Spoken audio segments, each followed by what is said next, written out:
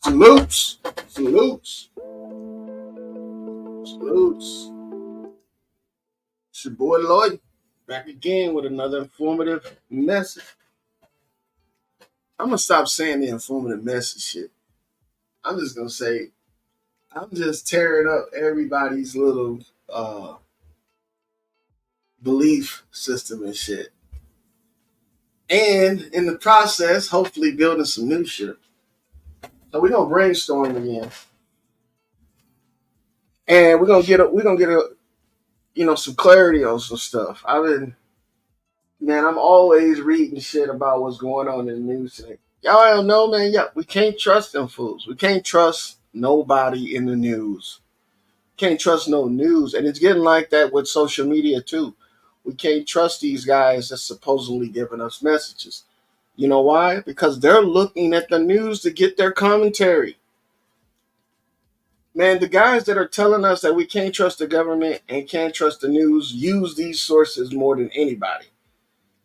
They use these sources more than the damn newscasters, because at least the newscasters is making they shit up.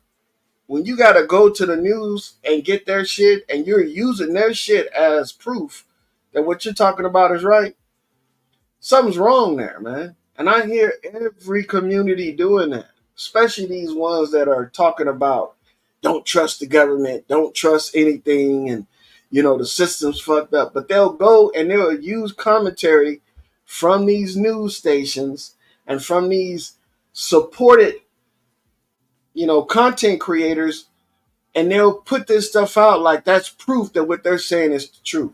I'm gonna tell you right now, bro. Government does not mean govern your mental. It doesn't mean that. If anything, it means governing your money. A mint is like something that makes money. All right. If somebody's governing it, that means that they're controlling the creation of money. Why isn't that a thought process? Why don't they talk about shit like that? You know why? Because, man, all these dudes are failed rappers that didn't get the contract because they was too scared to do their sexual deeds and to go down that bloodletting highway because they knew that they can't come back. A lot of these guys ain't serious. That's the thing. These rappers you see on TV right now, the ones that's making music, the ones that we know are trying to purposely destroy communities, these people are real as fuck. They real as fuck.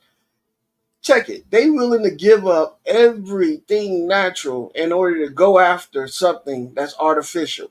For instance, wealth. Wealth is artificial. Everybody in America experience wealth in their life continuously. Even if the ones that are living out on the street. You think these people ain't getting subsidies? Go and grab a homeless person and ask them why they out on the street. They'll give you this long, drawn out sob story about how they did this and this happened to them and somebody screwed them over. But at the end, bro, they'll tell you, I like it out here. They like it out there, man.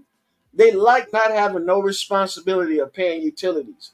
They like it out there not having to worry about a landlord and a person coming after them and telling them they got to do something. They like getting a $2,000 check a month because that's the average amount that these guys get. They like getting a $2,000 check a month. Some of them get more than that. And they like being able to spend their money on what they want to spend it on. And then they tricking your ass because we got these hang-ups on how you look, how you dress, how you supposed to carry yourself, how you supposed to live what we consider a normal life. We got the hang-ups on that shit. These people out there living on the street ain't got those hang-ups. These motherfuckers are happy. Bro, they love building their own little shelters and forts, just like you did when you was a little kid. You get what I'm talking about? These people haven't grown up yet. And that's, in some cases, a good thing because the grown-ups are fucked. The grown-ups in this situation are people like us and the people that's telling us, don't trust the system. The people that are homeless, they ain't grown up yet. They living that Peter Pan life, man. They living out there with Captain Hooks. They can take all the drugs they want. They cannot take a bath if they don't want to. They can do anything they want to do any given time, and it's up to them. Because they have done what we're trying to do in the system. And they're showing you how to live outside the system. These homeless people are showing you how to live outside the system and still reap the benefits of the system. See, because we up here talking about the homeless, the disabled homeless vets. Man, these people are free as fuck. They ain't got to worry about bills.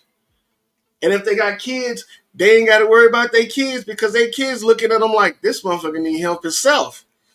So I ain't gonna go to him for help. And that's peace. You guys don't even realize it. That's peace to them. Homeless people, man, don't get it. Don't get me wrong. Some of them do got mental problems, but that's all they got. Any other problem you can think of, they ain't got no problems. They ain't got no problem with money. They ain't got no problem with food. They ain't got no problem with shelter. These people get it out of the dirt, literally. And we over here co-signing and pleading their case for them, and they sitting back talking about some, you know what? I can live wherever I want to live. And go wherever I want to go. And stay where I want to stay. And I don't have to follow none of y'all rules. I mean, homeless people don't even get fucked with by the cops. Come on now. We don't see this shit, but we'll sit up and say the system's rigged and all this stuff and talk about how life is so messed up, man. You are living better than anybody throughout history has ever lived. We all live in that way. We all can get something out of nothing. So check it out. Today I'm going to talk about these words that we use and the reason why it's dangerous if we don't know what they mean. For instance, the nursery rhymes we used to sing back in the day. Jack and Jill went up the hill, the three bears, and Goldilocks and the three bears, Humpty Dumpty sit on the wall. All of that shit, bro, that we was taught was actually history lessons. And we don't even realize it. We don't even realize it. If you want to find out, here's a good one right here. Humpty Dumpty sit on the wall actually was a history lesson taught to kids about King Richards. Sorry about that. Yeah, King Richards. The Three Little Pigs and the Big Bad Wolf is a story about tuberculosis. Yeah, man. It's a story about a respiratory disease. Jack and Jill went up the hill. That shit right there. We're going to break this shit down and we're going to go into it and I'm going to show you guys what you're missing when you don't look at the words you're using. All right? So sit back, get you some coffee, smoke on something if you want, open your mind and stop being biased and let's just look at this shit the way it really is. Because at the end of the day, ain't nobody going to save us. You know who's going to save us? Sweet pea, Mrs. Lloyden. You.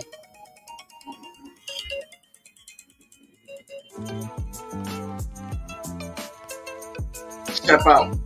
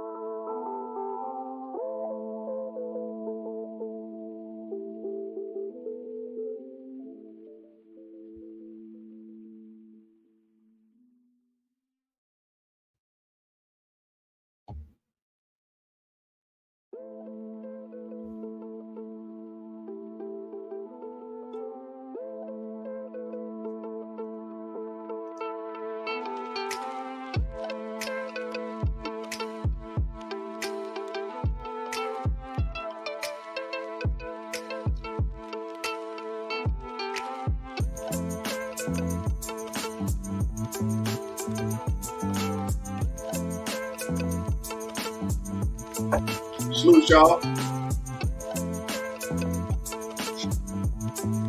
Shouts out to the chat.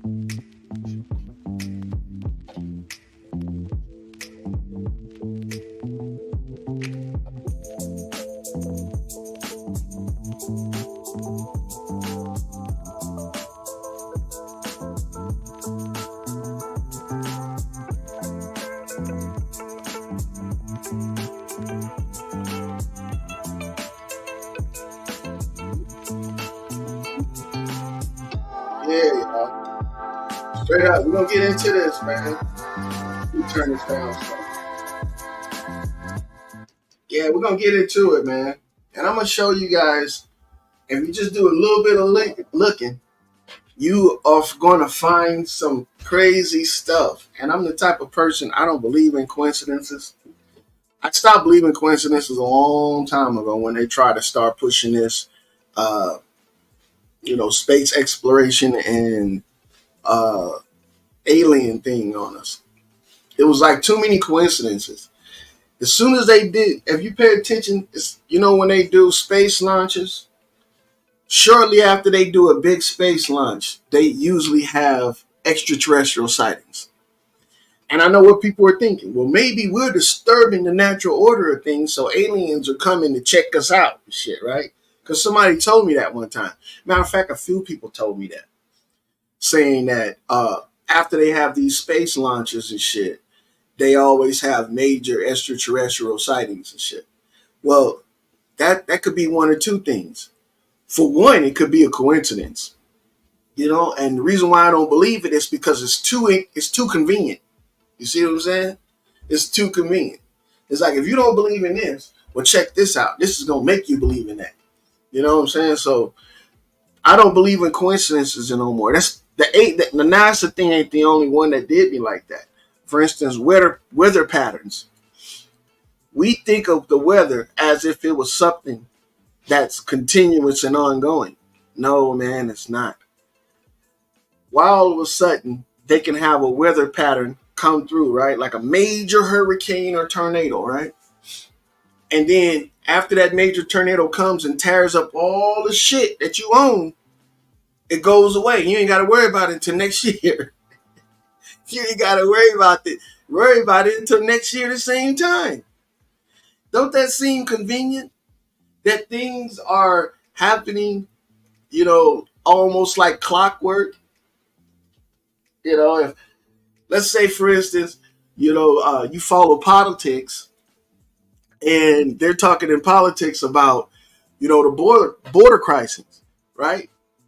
Well, as soon as they talk about the border crisis, they got something following behind that by the reason why the border crisis is detrimental. It's almost like cause and effect. They're making cause and effect the reality right before your eyes, and people are looking at it like it's actuality. It's not. And the reason why people like me are so disliked and not, the type of person you want to talk to, is because I have debunked everything that these guys be talking about. I'm a detriment to people's channels, tell you the truth, because I'll get on their channel and they'll be talking about something that they think is really, really, and then I'll turn around and show them that shit is fake. So that's the easy way to build enemies real quick. It's to debunk everybody's shit. The religious guys they're debunked. The spiritual guys, they're debunked. The naturalists, they're debunked. What about the people that are talking about getting healthy by eating raw foods? They're debunked. I'm gonna tell you right now, man. The biggest cause for disease and for every ailment known to man is viral. Viral. Everything is viral. Let me tell you, if you got an illness, let's say something like diabetes, and you think that it's because of the food you eat, you're partially right. But the other part that you're wrong about is it's not the type of food you're eating, it's the way you're eating it. For instance, people with diabetes are suffering from a parasitic infection on their pancreas. It's called a fluke. Same thing with people that are suffering from kidney failure and liver failure. They're suffering from these parasitic infections called flukes. A different fluke affects a different part of your body. When you get lung cancer, people think that's because of smoke and carcinogens, like they didn't taught us, man. You can't believe anything these people are talking about. Cancer in itself is a viral infection. It's a bacteria. And I'm not talking about a bacteria from moldy bread. I'm talking about a bacteria like a living animal that's living inside of you and shitting and pissing inside of you. This is not too popular because people don't want to hear that they infested with these animals. But there's always a silver lining. There's always a way out. And see, this is the reason why I keep on making these videos. I'm not making these videos to become popular because, believe it or not, I'm not popular. I've lost my channels. I've had my shit taken down because I've debunked these radio and news stations, and I'm starting to debunk these guys that are actually making these videos talking about the government and all that shit, because it doesn't make any sense.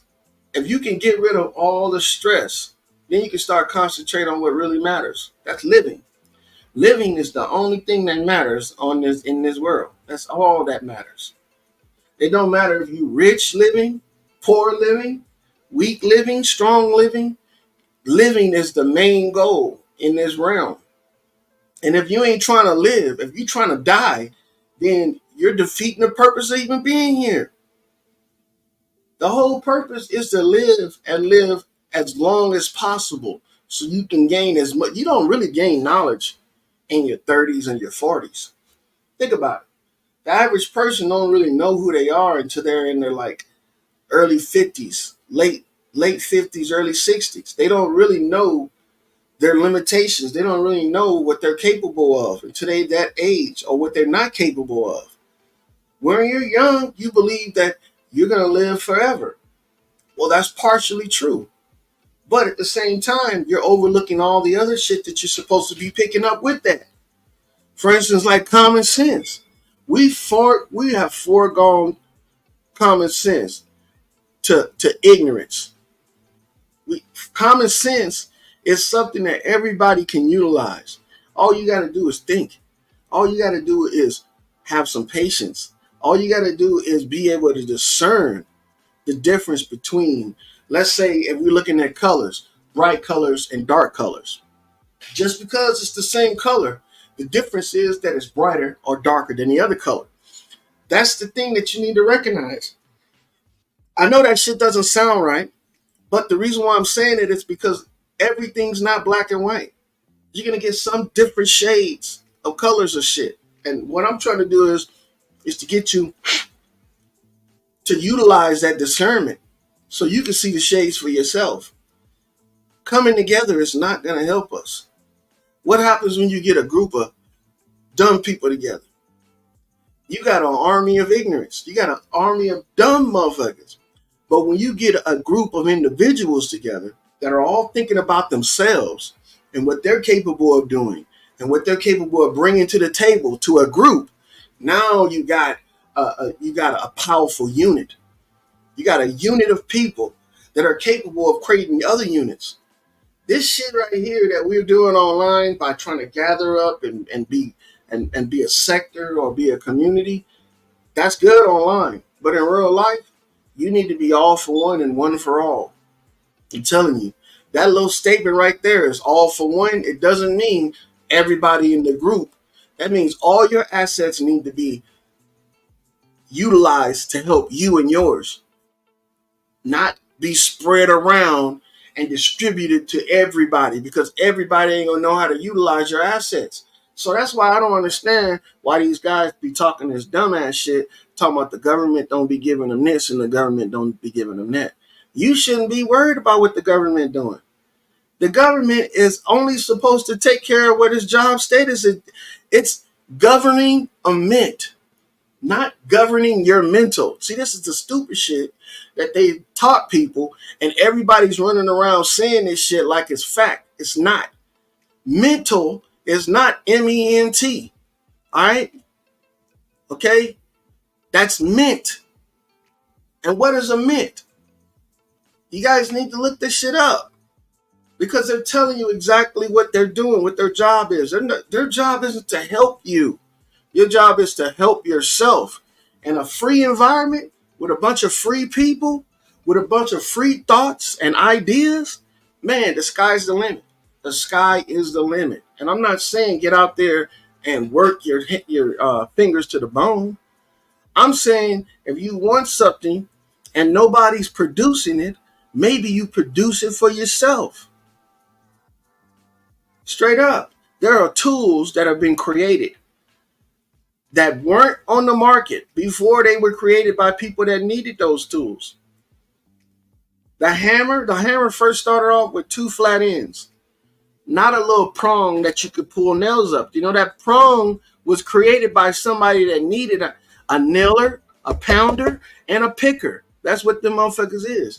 A pounder and a picker or a puller. That's what they needed. So somebody took the other flat end of that hammer, heated it up, hammered it out, and put a slit in it. Once it got solid, cool, and solidified, now they were able to hammer and pull the nails out of a board. That shit right there, that wasn't created by the government. That was created by an average Joe. That was created by an average person. But they've got us fixed and firm and immovable on this shit about the government. The government ain't supposed to help you. The government is only supposed to make the money and control who makes the money. That's all the government is supposed to do. The border crisis is supposed to be protected by the state. I would say countries, because that's what I'm on right now. By the countries that are on the border. Texas, California, Arizona, Washington, all of those states that are on the border around all the interstates. You see what I'm saying? That's what it's supposed to do. It's not supposed to go and do the shit for you. You're supposed to do it for yourself. For instance, they're teaching us, right, that our health depends on herbs. If you guys knew about herbs, right? Herbs aren't everything that grow on trees. See, before you even think about herbs, all right, before you think about using them, you need to know what they are first. And the best way to figure out what something is to look it up. The word itself, the word herb, right, comes from a word called ERBA, herba, without the H. They added the H later on, but it was first called ERBA, herba, and that's grass. And not any particular grass. It's all grass, all grasses, all weeds. You see what I'm saying? So the stuff that you guys think that you're getting special from oregano, from all this, you might be getting flavor and mint and cloves and stuff. But all of this stuff that you're getting is in everything that grows on the ground. Everything. But the only thing about this is that just like we feed the animals these herbs and they end up getting diseases that affect us, that right there is somewhere we're supposed to be having some type of awareness. And we're giving cows grass to eat, and they're getting bacterial infections, and they're getting venereal diseases, or what we consider venereal diseases, right? Where are they getting it from? Are they eating other animals that are eating other animals that are eating other animals that are eating other animals and getting it from them?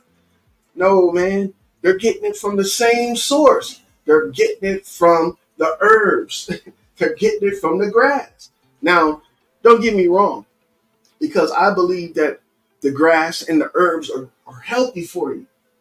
But we need to understand that there's something that we do with it that the animals don't do with it that prevent us from being just as infected as they are. And what we do with our herbs is we cook them. Somebody was talking on their live the other day about all the animals in the animal kingdom and shit, right? Oh, I want to show you guys the herb thing right here. The word that it came from. Let me show y'all. So you don't think I'm trying to bullshit on you. Because I use etymology all the time. See, herby, herba, right? That's the word before they added the H. Okay? Before they added the H. And it's grass, herbs, plants fed to animals. That's what herbs are. So alfalfa, hay, just the regular grass that grows on the ground where they get rice from. You see what I'm saying? These are the same things that we eat, but we do something differently. The reason why we don't get as sick as a lot of the animals that are living out there, because they've learned to adapt. There's no such thing as evolution, but there is such thing as adaptation. It's just like we get adapted to certain things. For instance, when we take our first alcohol, we get wasted. But as we drink more, we build up a tolerance. That's adaptation. Same thing with any other drugs you take. All that means is the body doesn't react as harshly to the drug. It still gets the same effect, but it just doesn't react harshly. Because we're just like plants. When you transplant us, or when you transplant something inside of us, all right, we start to be affected by it immediately. Plants, when you do a transplant with plants, man, if you don't watch out, they'll die. They could be healthy in the ground. As soon as you pull them up out the ground and put them in the pot, or vice versa, take them out of the pot and put them in the ground, they start to go through a change because now they're trying to adapt to their environment. Same thing that we do to drugs and all that shit. But one thing that we do that animals and plants don't do, the reason why they get infected with shit, we cook our food. Fire or heat is a main, that's the main tool of survival. And it wasn't because a caveman found fire and from a lightning strike and developed it into some type of science or some type of technology. No, it's because that's what was used to purify. You know what I mean? To purify or to cure. The word cure is just like when you cure something. Okay? They're saying care, but then there's a lot of other things when you cure stuff. Let me see if they have it in here. Healing. Because I know people have heard of cured meat. Okay? Parish, priest, French, to restore to health or a sound state. All right, in reference to fish, pork. Here we go, right here, and then see it goes right back up here to cure one. And I should have read further. It says, with many figurative extensions over time, such as study, administration, office of a parish priest or mistress, and also meaning of healing, successful remedial treatments of a disease. Okay, it's not giving the same thing, but it says right here, in reference to fish or pork, etc., prepared for preservation by drying, salting, etc., tested by 1743. See, they've been trying to take this shit out of our, the way that we think for a long time. See, the curing process, all that is you're removing impurities from the meat. Anything that's alive and then killed shouldn't have things inside of it that's alive. For instance, when you cut a fruit off the tree, it's not alive no more. It's been separated from its host, but it also houses things inside of it that's alive. How do you get those things inside of it removed or to be killed or processed? You got to heat that fruit up. You got to heat that fruit up to a temperature that the organisms that's living inside of it can't survive. And I know you say, well, cooking your food takes out all the nutrients. Tell me in your own words what a nutrient is. Most people don't even know what a nutrient is. Well, since I'm claiming that most people don't know what a nutrient is, I'm going to tell you what I think a nutrient is. A nutrient is a mineral. You know, a mineral like iron, like cadmium, nickel, gold, silver, calcium, fluoride even too. That's a mineral. That's a nutrient. Okay? So all of this other shit that people are talking about it doesn't exist. So if you heat up gold, right? Is it going to change it to something else? No, it's still going to be gold. Depending on how much you heat it up, it'll become liquid gold. But it's still gold. So you're not cooking out any nutrients out of vegetables or fruits when you heat it up. But you are cooking what they call single cell organisms. And that's what most, if not all, of these bacteria and viruses that are killing us are. So you say, well, how do you heat up these without, how do you heat them up without destroying the fruit? Well, if we know that you're not destroying the minerals or the nutrients, then you can heat it up as much as you want. But you at least need to heat it up until it kills the organism or the single cell organism or the worm that's in the food. You got to heat it up until it kills it. See, it's not the worm that you got to worry about. It's the population that comes with the worm. Because each worm that's in this fruit can produce thousands of itself. Thousands of itself. They're not like humans where we only can create at the most. I've heard of a woman creating a family creating a baby. It's probably like 7 babies at one time or in one birthing. Well, these animals put us to shame. They put all other animals to shame in nature because they're creating thousands of themselves, thousands of babies. And imagine if you could create thousands of babies, then your living environment will become overcrowded. Quick. It doesn't take that long, probably 3 or 4 births, and they can have babies immediately after they have the litter that they have inside of them. It only takes about a 24 to 48 hour turnaround period for them to be back in the fucking business. And the reason why I'm telling people this is because our body naturally generates heat. Naturally. We're 98.6 degrees at any given time unless we're a little bit hotter or a little bit cooler. But we're still creating heat. Now you wonder, how does that heat get created? Well, our body creates it through friction and pressure. That's how we create heat in our body. Your heart is a pump. It's a valve. You don't think that pump heats up after pumping millions of times throughout your lifetime?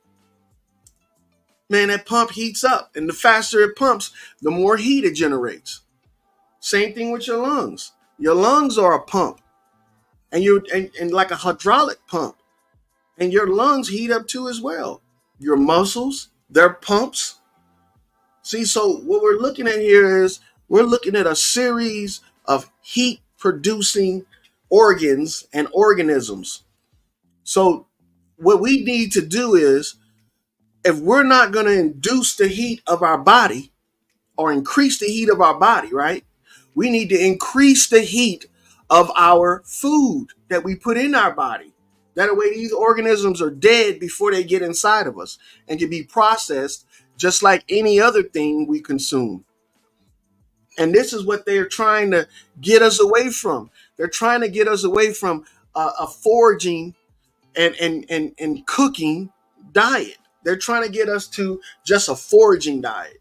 Just find your food and eat it right there on the spot. You know how unhealthy? That's just like telling somebody, go out there and go to a river, a lake, or a ditch and get you a glass and scoop up you some of that water, and it's good to drink. Why won't you drink it? You got people that don't even drink the water out of their faucet because they're afraid that it's poison. But they'll go to a store and buy something that's been containered for them by people that they don't even know control that water coming out their faucet. So you mean to tell me you trust a anonymous person bottling up a bunch of water versus the water that's coming out of your sink that you know it comes from this location? I don't understand why people don't have discernment. I don't understand why people can't think for themselves. You don't know what's in that water bottle, but you do know what's coming out of your sink. You do know that it's coming from a wastewater treatment plant, and this wastewater treatment plant ain't cooking your water. So what should you do? Well, you should do what they're not doing. If they're not distilling your water or boiling your water before they send it back to you, you should be doing that because that protects you.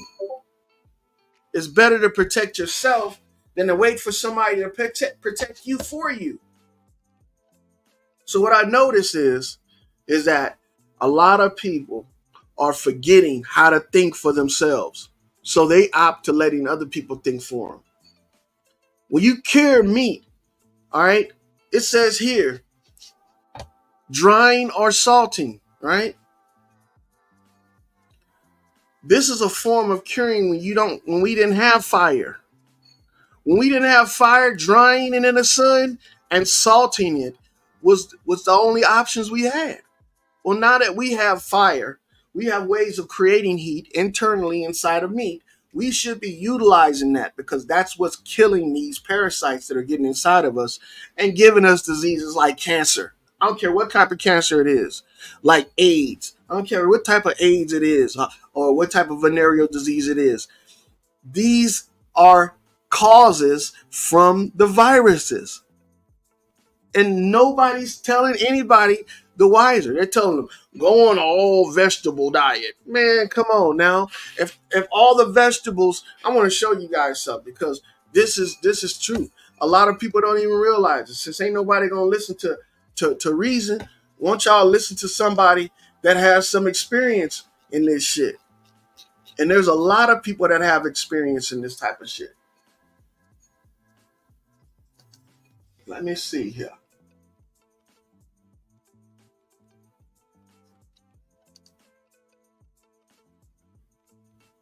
All right, so look at this guy right here, and this is what I'm talking about.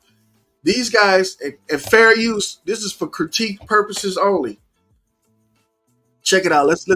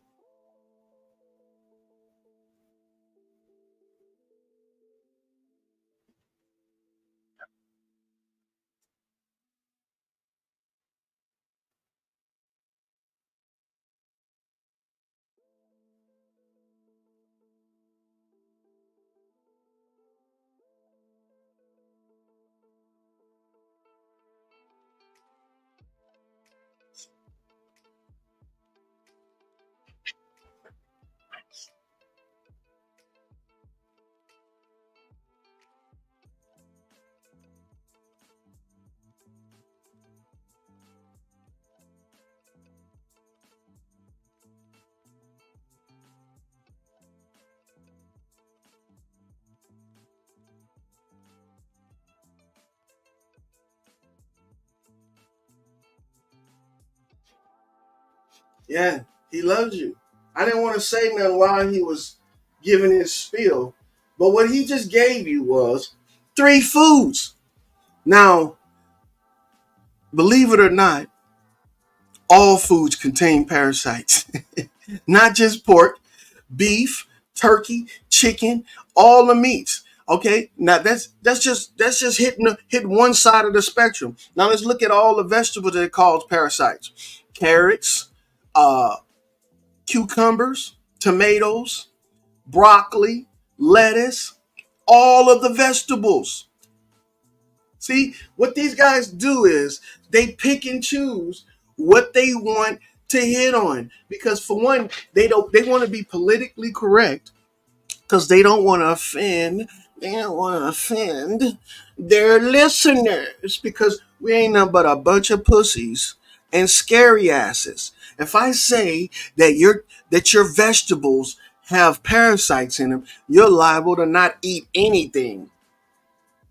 You know what I mean? Or worse, you're liable to not subscribe to my channel. I don't give a fuck what you subscribe to. And I don't give a fuck if you stop eating. The truth is the truth.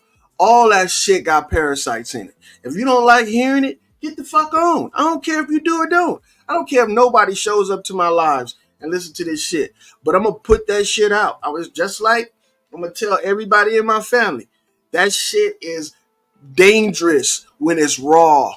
Dangerous.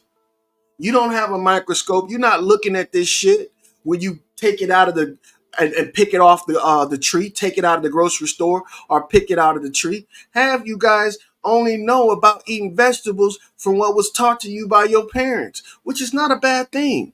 It's not a bad thing, but they didn't tell you that you can get sick from vegetables. All of the movies where they show you the kids don't want to eat their vegetables and you looking at these vegetables on their plate, that shit look like it's raw. So they up there telling you in the movie, don't eat raw vegetables. And even the kids in the movies. See, and I don't like quoting movies. You know why? Because this is the shit that they use to get us to stop thinking. See? This is the shit that they use to get us to stop thinking.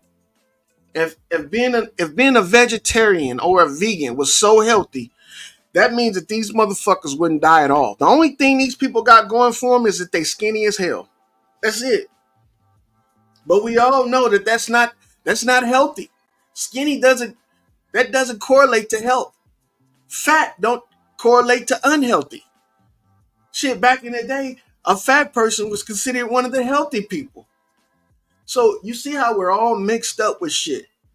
And the reason why we're all mixed up is because you've handed over your entire thought process to these people. Because you can't think for yourself. Think about it. Think about, bro, why else would they tell you to stop eating meat? Why else would they tell you to stop eating meat? Because they know that if you stop eating meat, it's going to affect you health-wise. Why would they tell you to not cook your vegetables? Well, they knew because if you didn't cook your vegetables, it's going to affect you health-wise. They know this. And you should know this too by watching what they do. Anything that these people say, right? Let's look at it like this. Over the past 40 years, right? What have they told us that's actually been healthy for us over the past 40 years? That includes, just think about it. Over the past 40 years, they've created all these food fads. They've created all of these diets. They've created all of these dishes and all of these methods of eating food. But what has it done for you? Matter of fact, we've gone in reverse. You see what I'm saying? People are living shorter lifespans, all right, than they were 40 years ago. See? Your grandma and your grandpa was in their 60s and 70s, right? In their 60s and 70s, and they started getting sick. Right about the time when they started introducing pharmaceuticals into the process. But before that, man, they was eating the shit out of meat and vegetables all together, cooked. They was eating the shit out of that. Nowadays, people ain't even making it to 50.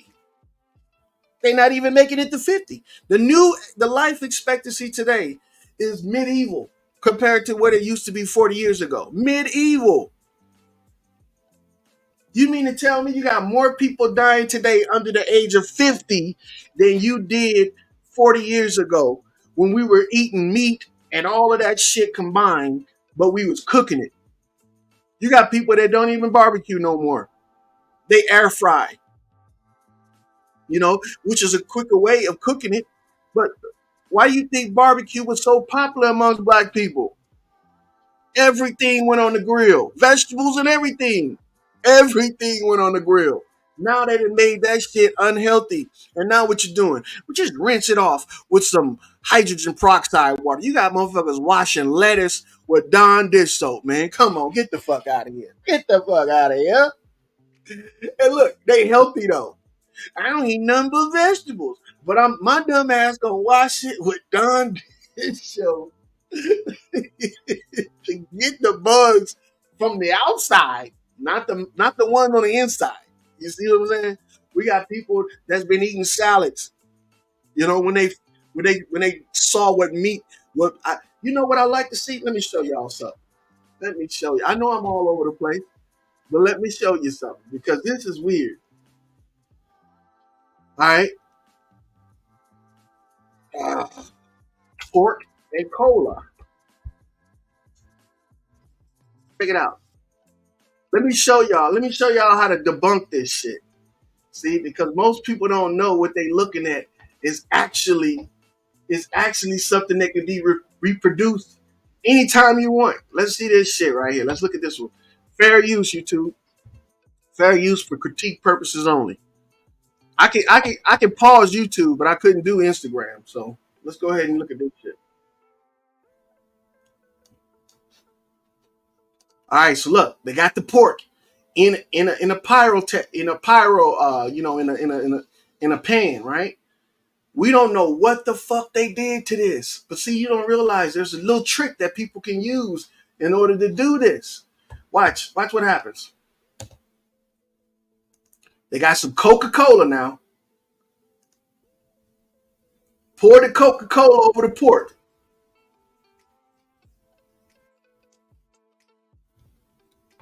Pour the Coke over the pork. Look, nothing at first. What happens to something when you put something else on it and then it starts to change? Isn't that a chemical reaction? Let's keep watching. Look. Why couldn't we watch the whole process? This is the first video I picked, but they do this with all of them.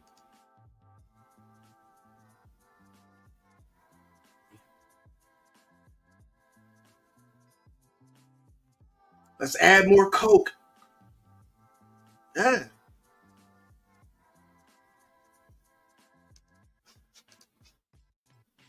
And look, this got 1.7 million views, even though it was 16 years ago. But people are still watching these and taking them dead serious. Here we go again, 6 years ago, 2 years ago. These are more recent right here. And, you got all of this shit. This was 2 years ago. All right. So this is what they're utilizing as their reasonings for, just not eating meat no more. Did you know, right, that if you put soda on baking soda, it does the same thing? Just regular soda and bicarbonate, right? Did you know that all meat has sodium bicarbonate in it? Baking soda is one of the things that they use to do what to meat? Cure it. Cure it. See? But we watch shit like that and we get, I'm never eating meat. Or they'll show you a video of a meat processing plant, right? Where they're, fucking over the animals, treating them bad. So you be like, oh yeah, the animals are being treated bad and all of this stuff. Let me tell you something. Does a wolf, when he attacks a pig, does he say, now hold on, we're going to do this humanely. First, I'm going to put you out your misery and then I'm going to eat you. No, man. See, we forgot what carnivores are. We forgot what herbivores are. We forgot what omnivores were. Okay? We realize today that we know less about who we are and what's around us than anything in this world. Anything. We know less about our environment and who we are. That's what we can bet on. So we let people that know a little bit more than us tell us what to do. tell us how to live. Okay? I'm not here to change people's mind about how they eat, but I am here to tell you, if you was believing that shit, you need to think again. If you was believing what you saw with the pork and the soda, all right, the carbonated soda, right? If you was believing that, then you need to rethink something. Then if you believe that worms are inside of the meat, and if you pour Coca-Cola over the top of them, they're gonna come out. Come on, man. We talking about microscopic organisms. You think they're gonna come out the size of worms or maggots that you can see? See? This is the shit that we don't realize, man. We talking about microscopic organisms. And you're going to be able to pour some soda pop on them, and they're going to come out and show themselves. Get the fuck, come on, man. And look, for all you meat eaters out there, don't feel bad about eating your meat, because I'm telling you right now, it's the healthiest thing you can do. It's the healthiest thing you can do. Meat has all the minerals and nutrients in it that vegetables do. But guess what? At higher quantities, higher concentrations. You know why? Because the animals ate off of those vegetables that have the minerals in them, and then the animal stored those nutrients in its body. That's how it got stronger, healthier, bigger, right? It didn't shit them all out. You know what I'm saying? So if you're eating the vegetables, opting out of eating meat, guess what you've done? You just knocked out the manufacturing process. You just knocked out one of the major forms of nutrients that you can get that's already processed for you to dissolve and digest. There's plants that have protein in them. You don't need meat to get protein. But guess what? Your body is going to have to break those proteins down. And guess how your body breaks those proteins down? They don't break them down. The stuff that we call stomach acids is just a brine. It's just like a vinaigrette. It ain't no hydrochloric acid that's burning and dissolving metals. It ain't that shit. If that was the case, your body wouldn't be able to sustain that much. That chemical, that acidic, come on, man. Let's just think about it. If that was the case, you'd be able to drink battery acid and be just fine. You see what I'm saying? You'd be able to drink that shit and be just fine. What we don't realize is the reason why protein is readily available in meat is because the animal has already processed it. Now, if you eat the vegetables and another animal comes along and eats you, yeah, you processed it for them. You processed it for them. See? All your muscles have that shit stored inside of them over years and years of eating those. But if you're just eating the vegetables, you're not going to get what you think you can get out of it. That's why most vegetarians don't have big muscles. You know what I'm saying? They're not competing athletes. Tell you the truth, if you're not eating both sides of the spectrum, you're only eating half. That makes you half as healthy as the person that eats both. See what I'm saying? So the thing what we should be looking at is we should know our own body types. All right. And that only comes from studying yourself. Right. And you should also know that all living things have living things in them. And that's called a parasite. The way you get rid of the parasites is to make the environment undesirable to parasites, or you don't consume them at all. See? And this is what people are afraid to hear, because they firmed and fixated themselves on this religion or this lifestyle, man. You know, anytime you sacrifice something, you're doing it for religious reasons. When you're fasting and you're saying, I'm doing it for my health, but you're actually doing it for religious reasons. You're actually doing it for Bro, fasting doesn't do anything to your body besides starve it, right? Sometimes you do need to starve yourself to purge out the shit that's inside of you. That's fine. But that's not a continuous thing. If all you did was starve yourself, then when do you build yourself up? When do you re-nourish yourself? You're continuously on a starvation diet. There's no animal on this planet or on this plane that's 100% herbivore. None of them. If you can name one, I can tell you that they eat meat. Every animal, every insect on this plane eats meat. And believe it or not, the vegetarians and the vegans, they eat meat too. They don't even know it that they eat meat too. Because guess what is used to nourish those plants that they're sacrificing their taste for? Dead animals. Dead animals and insects are what nourish the plants. There is no plants that are fed 100% vegan. You know why? Because the only way you can get iron is from dead animals. Or you get it from the ground. But just like us, we can't just eat a chunk of iron and process that shit. See? Iron has to be broken down microscopically before it can be digested. Has to be broken down. It gets broken down either by animals or it gets broken down by corrosion, which is oxidation. You know how you put iron in water and it gets rusty and it oxidizes? You do that long enough, the entire thing will dissolve. So unless you're eating your iron like that, then guess you're eating animals. If you get iron out of vegetables, that comes from dead animals. That comes from dead animals. Unless the plant is dissolving liquid metals, like you can buy processed liquid metals. For instance, cow meg is a processed liquid metal, magnesium, calcium, and iron, and it's made into a liquid. All it is just diffused metals into water, and you just pour it over your food, or I mean your plants. I'm sorry, yeah, which is your food too as well. But think about what I'm talking about. Think about it. Do you think that you could trust what these people on the news say? Do you think you could trust what these newscasters are putting out? Because the people that are talking to us on these social medias they trust that shit.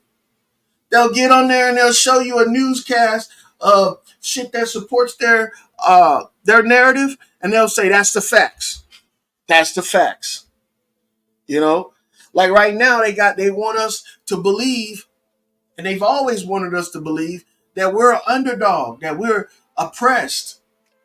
When the oppression is you are oppressing yourself by not using your own mind. Stop trying to get into these groups, man.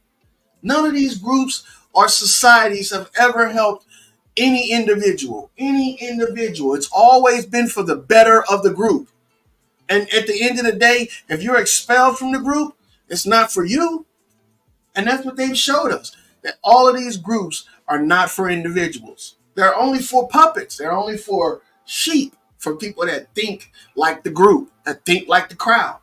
They put that shit on us back in the day and told us that we was from Africa. They put that shit on us back in the day and told us that the white man oppressed us, that we were slaves, that we were brought over here on boats. They put that shit in our mind back in the day. So now as adults, we can teach it to the next generation and set them back just like we were set back. Ain't no white people oppressing us. Ain't no white people bring us over here on no boats by the thousands.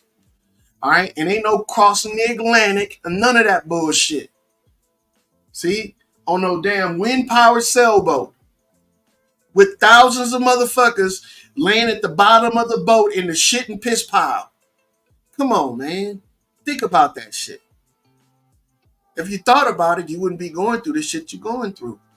And man, you can have a civilized conversation and be able to throw ideas back and forth at each other. But no, we can't do that because you're still caught up in this bullshit. That's why we still have favoritism and nepotism, because that's what it creates. That's what it creates. There's a word for everything that humans do.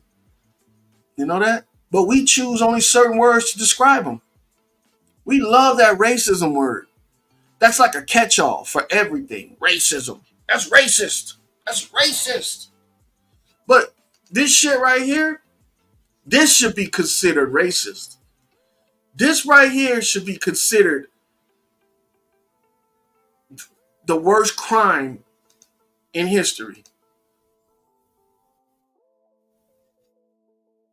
See?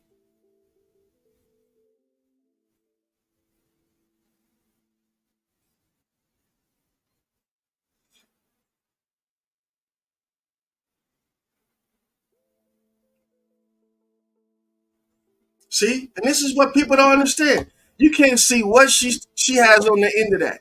But you got people, you got 632 people liking this shit. See? They're liking this shit because guess what? They don't know what's making them sick. If you knew what was making you sick, you would look at this shit just like I look at it and be like, man, why is this lady playing games and involving the kids in the shit? And not just one, we got hundreds of these fucking things. See? This is religious shit right here. Just like when they used to go out and say, we're going to cast out the demons, right? They go and they cast out the demons. Well, the person that they dealing with, if they're not in on the act, they're suffering from some type of mental illness, probably a parasite infection inside their brain. And they over there talking about them, they gonna cast them out. Do you know what they do in these exorcisms that they don't tell you that they do? And why in these movies they give you a description of the room that they in is really cold, and they breathing out the heat from their mouth. You can tell that it's cold because hey, you wouldn't be breathing out that humidity out of your mouth if it wasn't cold. Why does it have to be cold for demonic entities to be in the area? You know why? Because the person that first started describing you know, demonic possession was actually describing the certain body type you have to be in order to house possessions or possessors. In order for your body to be possessed by these parasites, it has to be at a low body temperature. You know why? Because they can't survive in high body temperatures, in hot body temperatures. So they're telling you in these movies, but you guys have the wrong type of discernment. You think that they're trying to tell you some type of secret. This is common knowledge. See? And that's why we lose track. Like they talk about that famous movie that they always run back to. I hear people like Sanchez and I hear a lot of other people talk about this shit. Oh, The Matrix. Man, The Matrix ain't nothing but a bunch of biblical and historical philosophies thrown into one movie, and now people are starting to pick out messages like the person that made this story just made it up out of thin air. No, man, there's certain parts in the Matrix that you can find in literature, in history, in the Bible. You see what I'm saying? But they put it in a visual form, and now you captivated like, bam. The Matrix is telling us something. That motherfucker that created the Matrix, he knew what it was. That's why he showed us this. See, he showed us when Neo met Morpheus. That Morpheus, man, get the hell out of here. Get the hell out of here. You mean to tell me you can't find nothing in reality, right, to relate to your story? You got to go to a movie. You know why? Because your brain dead. Your brain dead when you're thinking like that, man. And it's always been like that. You have people in the 80s talking about movies in the 70s.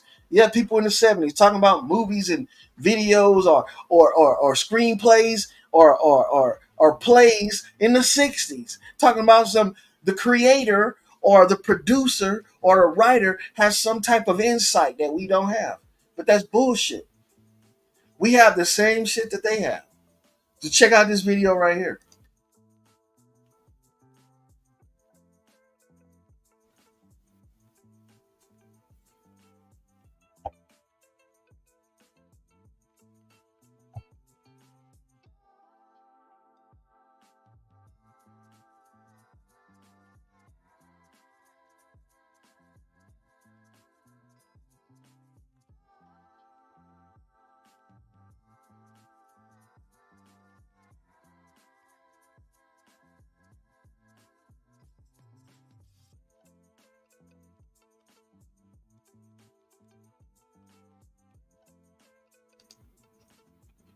Now, this video right here, what I'm trying to show you is, or what I thought this video was going to show you was going to be one of those same things. But what this video actually did, it just showed me something. This person is chopping up vegetables and putting them in a pan, right, with half cooked meat, right? Because this meat's not cooked all the way. This is what we would consider, if this was pork, this would be medium, or, slightly medium. But he's cooking it with the vegetables. Now, the reason why this is important is because he's this person knows the importance of de-sterilizing or sterilizing their food, or what they call it, how they remove animals from, however, it doesn't matter. What I'm saying is that this person is showing you that you can cook your vegetables and your meats at the same time and get the optimum result. I would still cook this meat more than that, because we got to understand that the meat has things inside of it in the center, because as these parasites start to get killed, they start tend to migrate to a safer location, which is the center of the meat. And this is what we don't recognize. Just because we can't see it doesn't mean it's not there.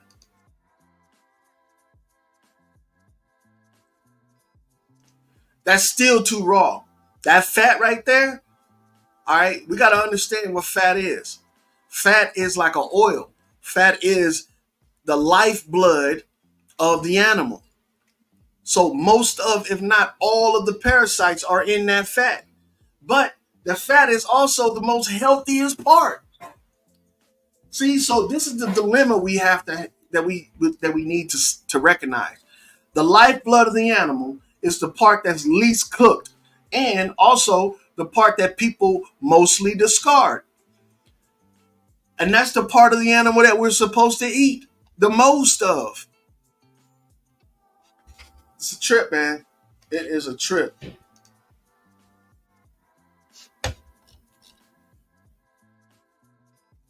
If we had every time we had somebody to come and show us something that was bad about the things that we did, if we had somebody that came and showed us opposition to that, then I would say that it was giving us good understanding. But when you got one side and that's it, where you can't have no other, when you can't have no other side opposing your theory, because that's what we're all giving, the theory. If you have only one side that shows your theory, then you have what they call an echo chamber. And that's unhealthy, man. Anything that's done like that is dictatorial. It's dictatorship type shit. You see what I'm saying? And I'm just making up words, dictatorial. What the hell? But I want to find this video that I found the other day that, you know, I thought was really important, and I saved it, but now I can't find the damn thing. Because what it was saying is that these vegetables, we don't realize that they're not what we think they are.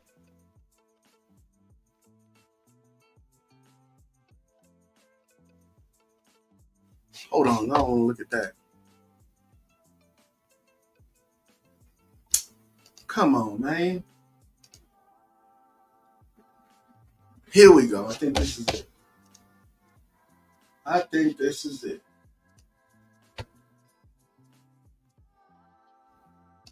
All right. Now, when I heard this lady say this is some of the same shit I've said a long time ago.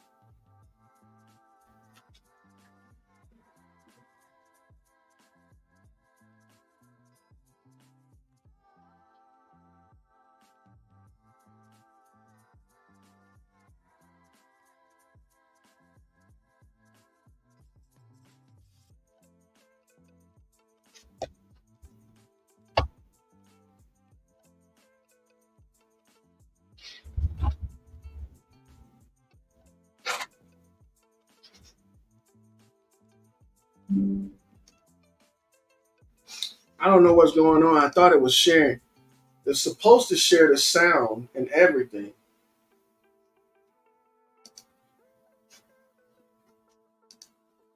It's supposed to.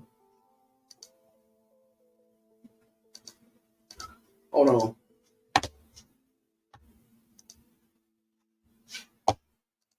Diabetes is a disease of the pancreas.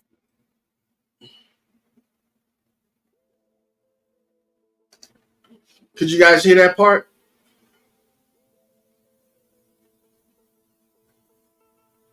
Damn.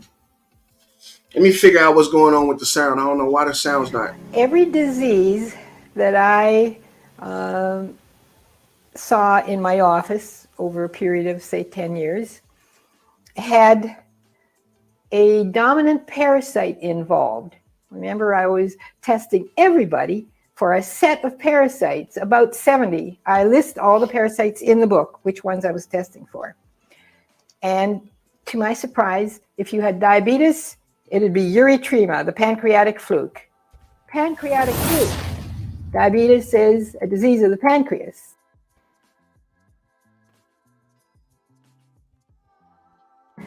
Every disease that I saw in my office over a period of, say, 10 years had a... That's enough of that. But, like I said, man, every illness, every disease that is known to man is caused by parasites. It ain't got shit to do with chemicals or none of that shit. Like they trying to make us think today. They're trying.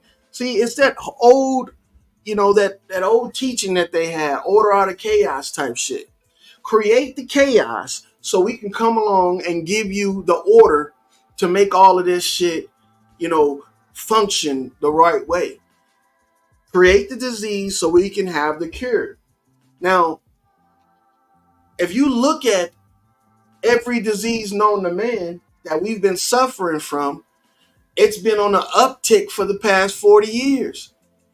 A lot of these elderly people that live to like 80, 90 years old, they didn't have none of this stuff because they weren't delving in any of these alternative lifestyles like us.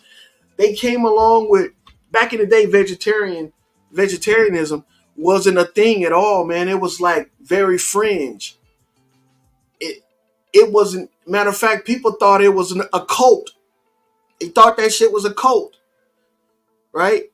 Because they already knew that my mom, dad, grandparents lived for hundreds of years and they didn't have to just eat one thing or stop eating altogether. They lived a normal life. When they start introducing in different alternative lifestyles and these elderly people start getting involved with it under the suggestion of their kids, you know what I'm saying? That this is not healthy, mom. This is not healthy, dad or grandma. Eat this way, and these people start dying. Or go see this doctor, this specialist, and these people start dying at a young age. Now, today, the average life expectancy is below 50. Check it out, man.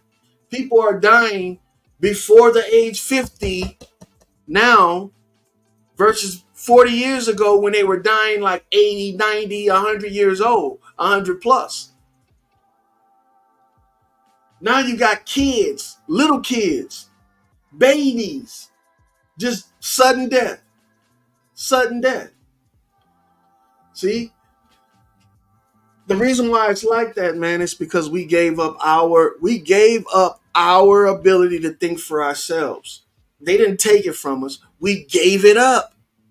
Nothing happens to anybody on this plane without your permission. Your permission. Nothing happens. You give them your permission. See, when you go out there and somebody accuses you of a crime, you gotta admit that you were there or admit that you were part of the crime in order to get caught up in all of that shit. Or you gotta be accused or pointed out that you were involved with it. So it's still you. It's not somebody else. It's not somebody else, man. If you think about it, all of the shit that happens to us is totally our, our free will. We're giving them the right to do all of this shit to us because we don't even think for ourselves on the small microscopic levels. If we did, we would get rid of these fucking parasites. And there's a way to do it. You can get rid of these damn things. And you can keep on getting rid of them. You got to cook all your food. I'm giving you the tools right now. Now it's up to you on how you use them. Cook all your food. That's vegetables, fruits, and everything. Cook it all. Don't let nothing go uncooked. Don't let anything go uncooked. Same thing with your water. I don't care if you get bottled water and it says distilled on the bottle. They can write anything on there. They can tell you that it tastes like fruits and berries. And you wouldn't even know how did they get that flavor in that water. See, they don't even tell us how they do any of the shit that they do. So it's up to us to cover our ass. You can go out there and get bottled water, just like you went out there and got it. You can boil it and put it right back into the container and chill that shit and freeze it and keep it. And it's healthy. It's healthy. It's not hard to kill these things, but you got to be willing to do it. You got to be willing to do it. Now that virus that lady said for diabetes, I don't know how she spelled that, but I'm gonna look it up because I've been saying it at the same time. I know what a fluke is, and I know a fluke attacks all the glands in your body. It attacks all the organs in your body. When you have liver failure, 9 times out of 10, your liver is infested with flukes. So instead of them telling you you need to go on a detox, not none of this colon detox shit. See, because you don't want to dump your colon because that also dumps all of the shit that can help your body. For instance, just like you digested those flukes in your food, you need to digest the detox too as well. See, most people think that shitting is the only way to detox. No, it's not, man. You got 3 other ways too as well. You got respiration, perspiration, and urination. See, they don't teach you that. And you got to detox all of those. And what I mean by detox is not flushing it out. That means you got to kill all the parasites in those 3 areas. Respiration, if you don't know that smoking used to be a treatment for tuberculosis, then you don't know nothing. Smoking used to be a treatment for all respiratory illnesses. But see, we've been in the meat culture too long, and we've been listening to these fake ass scientists and doctors for so long that we don't even know how to do proper scientific method studies on our own. Let me break it down to why smoking used to be used to be medicinal for people. For instance, when you smoke, you're inhaling the ash of the cigarette, right? In the form of a smoke. And when that ash enters your lungs, it mixes with the mucus in your lungs, i.e. the water in your lungs. You know what that creates? Well, if you want to see what it creates, go to your bathroom and look at your soap. That's what it creates. It creates potassium hydroxide in your lungs, which is lye, which is a poison to parasites in small quantities, small, minute qualities. You see? So when you're smoking, you're creating potassium hydroxide in small microscopic doses in your lungs. And guess what? It kills parasites in your lungs. That's why smoking was medicinal. Yes, smoking was medicinal. So, but they've went and caused all kind of problems with smoking. They started adding in shit that was toxic to the lungs instead of the natural tobacco. Tobacco contains nicotine. Nicotine is an astringent, just like witch hazel, just like alcohol, rubbing alcohol. It's an astringent. So when you inhale nicotine, not only are you getting the charcoal mixture, which creates potassium hydroxide, right? But you're also getting an astringent that what clears up any inflammation. If these parasites are bored into your tissues of your lungs, guess what? Now this astringent goes through and shrinks those holes after the parasites have been killed by the potassium hydroxide. But when you add shit like formaldehyde, urea, you're actually creating the same, you're smoking the same shit, right? That the parasites are creating just by eating and digesting food in your body. Formaldehyde and urea, it's just like saying shit and piss. That's what it's saying. Formaldehyde creates a methane like gas, which means it's what? Which means it's just a shit byproduct that it was created, all right, as a shit byproduct, probably even created from shit. And they're putting that in the cigarettes so it can be counterproductive to the astringents of nicotine, and also it can neutralize the soap that you're creating or the lye that you're creating in your system by overwhelming it with pollutants. If you don't believe that this is a religion, then you're mistaken. Because you know why? You got people, their religious order requires that they eat feces and urine as a form of worship. Look it up. And it's some of the most biggest religions. I'm not going to say who or which ones it was because they struck me last time I said it. Yeah, they took down my video last time I said it. All right. Let me salute people in the chat because I know I had like 43 chat. Man, I'm fell way behind in the chat and shit. But I'm gonna go through and give everybody a shout out. Lord Spike, Daniel,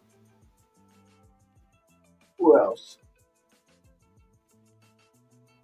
Nunya, King or Samu, King Samu. Man, you guys been knocking it out. Hey, salute to you guys in the chat. I appreciate y'all keeping that going, man. Let me see if I can put some of these things up on the screen.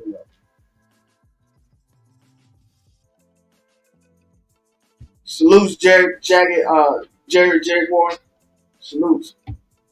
I'm horrible with names, man. And watching the chat.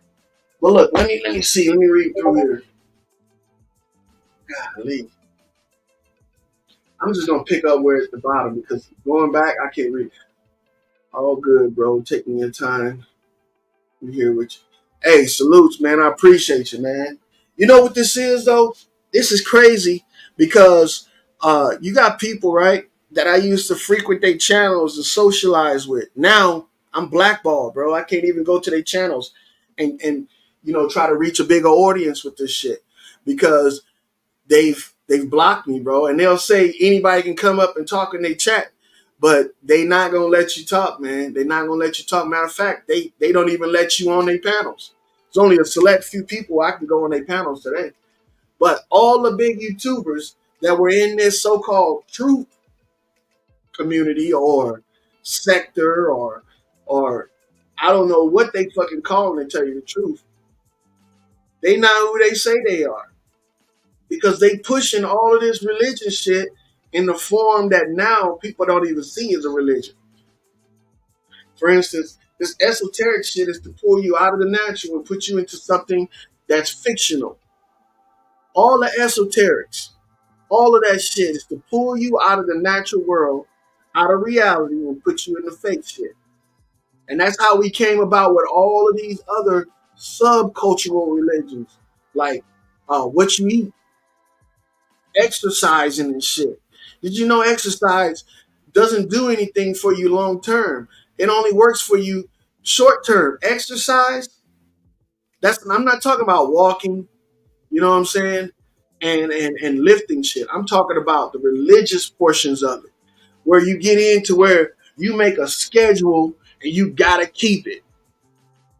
For instance, they used to have a bunch of these workout regimens where they have like 21 day, 15 day, you know what I'm saying, where you just work out religiously doing these workouts every day.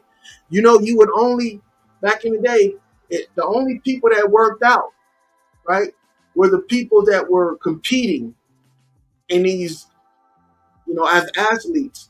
Now it's everybody. Everybody has to work out. If you're not working out, then you lost. And I'm here to tell you right now, working out is not healthy for you. It's not. Lifting weights and doing pull-ups and push-ups and all that shit is not healthy for you. You know why? Because what you're doing is when you're getting bulked up and all of that shit, guess what's happening? You're tearing your muscles all over your body. And then your body has to recover, and they call that gains or building muscle. What it's actually doing is keeping your body in a heightened state of fight or flight, which is putting unnecessary stress on your body at all times. If you're working out for a particular thing, let's say you injured yourself and you're trying to get back into shape, or let's say you're trying to compete, you're going to go out and you're going to do something that you weren't doing on an average basis. Then yeah, that's when you work out. You push your body because you know that you're going to be pushing your body for that event. Or you push your body so you can do harder things. So when you're not doing harder things, you're able to relax. It's not supposed to be a constant thing every day, all day, for the rest of your life. That's not how it's supposed to work, man. And gaining weight is not a bad thing. Losing weight isn't a bad thing. It's when you take it to the extreme and it becomes all that you think about, all you worry about. It's like creating these compulsive, aggressive people on a level that they don't even realize that they got a mental illness.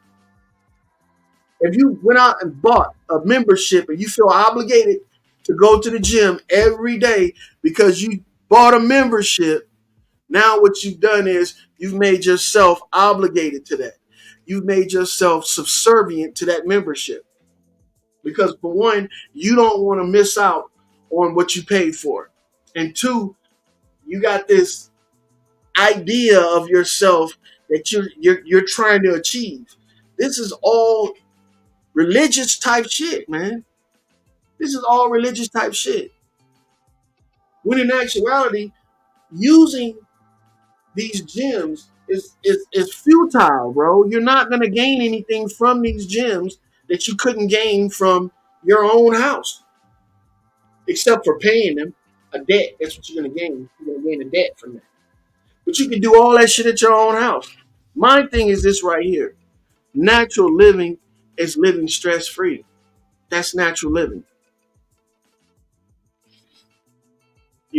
Stress free is one of the things that people that are rich have little things to. They say that when you got money, you ain't got shit to worry about. But at the same time, we don't know what these people are going through. But that's the goal, to get to that point where you ain't got to worry about shit. How you gonna get to that point when you're worrying about,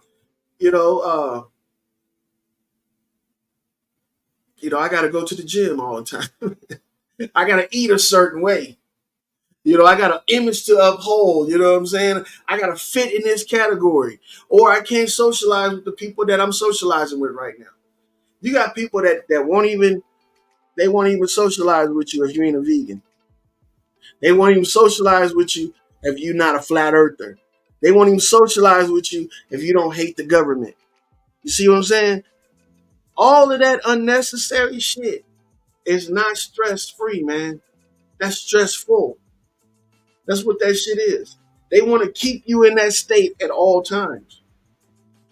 For instance, I'm almost 50 years old, and all of the shit that I hear about racism and all of that shit, I never experienced that in my life.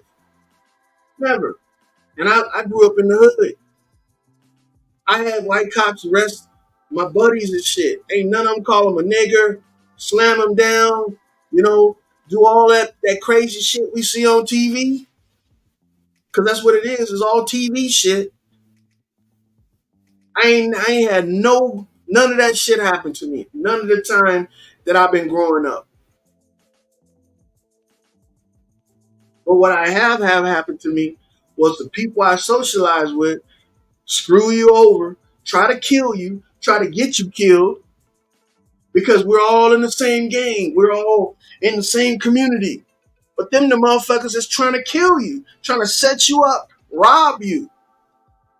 I didn't realize how powerful, individuality was until I became an individual, until I broke away from that we all together type shit.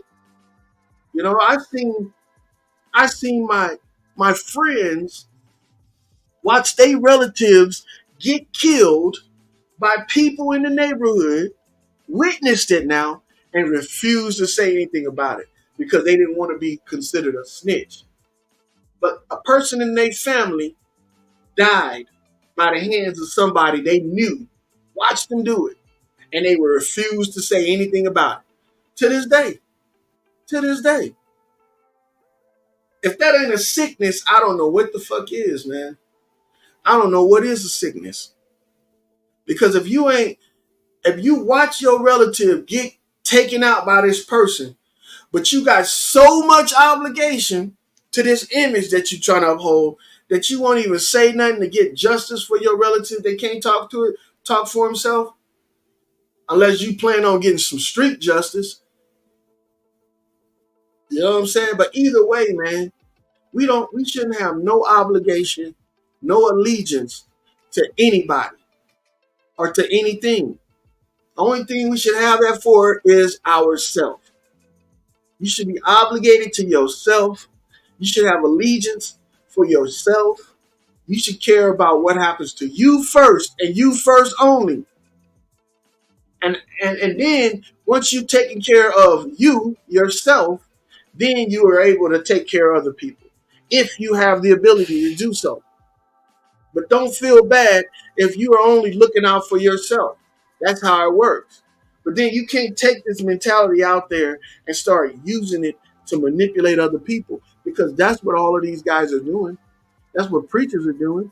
Preachers know that what they talking about in these churches ain't gonna bring nobody no salvation.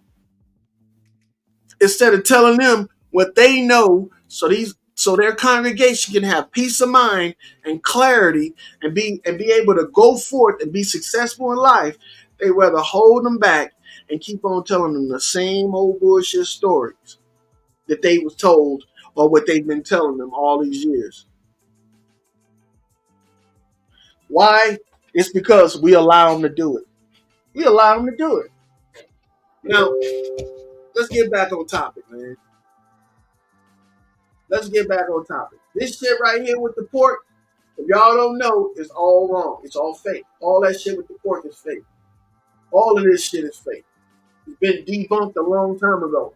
You're not going to see microscopic entities come out of meat when you add fucking soda pop to it. You're not going to see that. If that was the case, when you're frying your food with let's see this. Mixing bowl, half cup of the light soy, teaspoon of black pepper. And we're not adding salt because of the soy is salty enough. You could add it. Hold on, you hear what he said? He's not adding salt because what? It's salty enough. What meat is he talking about? You want the garlic. If you wanted, you can get some ginger in here. We're going to crack that open, drop that in.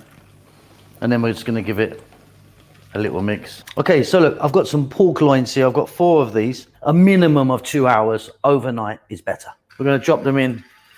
2 hours overnight in some soda pop. Why he ain't got all them worms coming up out of his shit? They're going to be beautifully sweet on a fairly lively heat, as you can hear. He let the shit sit in there for how long? 2 hours or overnight. You can get rid of all of that now. It's done its job. 5 or 6 minutes on each side. One more thing.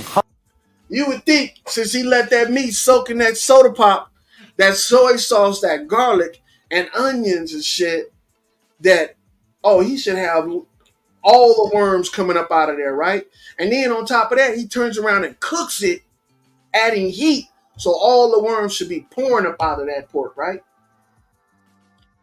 Come on, half man. a cup again. When I first saw that shit back in the day, I was like, that is fake as fuck. Find out what sodium hydroxide is. Find out what sodium bicarbonate is. Right? Find out what potassium hydroxide is. And you'll know what I'm talking about. The reason why that man say you don't add salt to that meat is because pork has high levels of sodium in it. Has high levels of carbonates, has high levels of hydroxides in it, and it also has high levels of, just like every meat has high levels of parasites in it. Every meat. Everyone. Even the meat that they tell you that has already been cooked.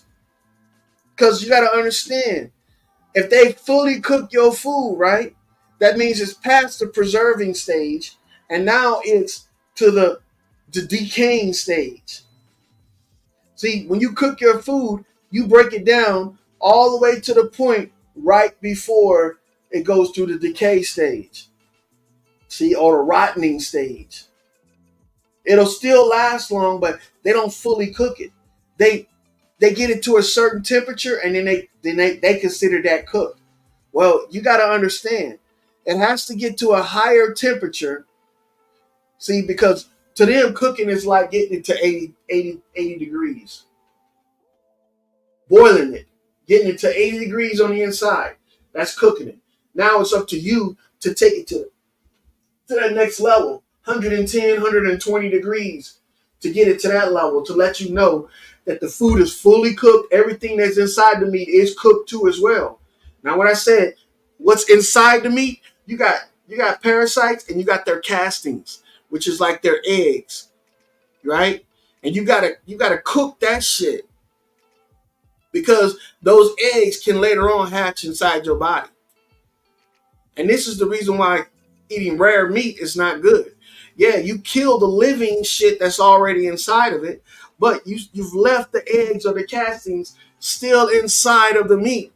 So when you're eating that raw meat, you know, that, what they call it, I can't remember the name that they call it, where it's not that rare meat. When you're eating that rare meat, right, you still have eggs inside of that meat. And those eggs, when they get into your body and they reach a certain level of, where the environment's just right for them, you know what I'm saying, where it's comfortable, they'll hatch. See? And that's what the body produces. It keeps it at the right temperature for these eggs to hatch.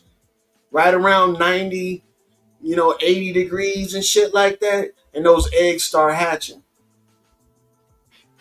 So this is the thing what I'm trying to get across to people. Is that you can't trust anything anybody say. Anything anybody say. That includes people that's trying to tell you shit like me. What I'm trying to tell you.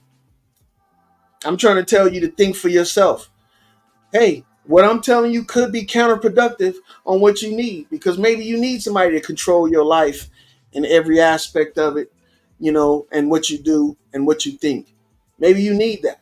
Some people need to be controlled and isolated and locked up like animals, because that's what they've lived. That's how they live their life. But for the people that can think for themselves, we need to start showing ourselves the truth Not letting other people show us the truth. We need to show ourselves the truth. For instance, when people are telling you don't listen to them, but then they'll go back and use the same shit that they tell you not to listen to prove their point, that right there should be enough for you to see that person is deceptive. If it's not, then maybe you need more. Maybe you need them to fuck you over to the point where you you can't have a say in anything. That's what you need.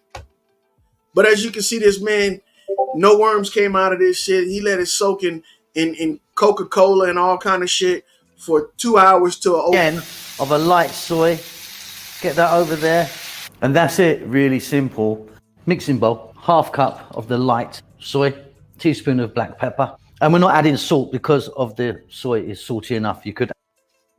I wanted to find out if Coca-Cola can completely disintegrate a steak. So I left it marinating for 24 hours. This is what I was left with. But the big question is, how did it turn out? In the end, I was left with something not that bad. So we had to go ahead and... See, even this right here is not healthy. This is the shit they want us to eat. They want us to eat like this. See? They want us to be as close to raw as it can get. Almost like training us to be cannibals. See, because you can't distinguish between, this and the raw meat. It's just because you got a little char on the outside, all of this shit right here is still uncooked. Imagine how many microscopic eggs are inside of that. Give it a try. This is insane. It's basically falling apart. Look at that. Look at that. It's leaving such like a pleasant aftertaste in my mouth. I love it. I wanted to find out if Coca-Cola can...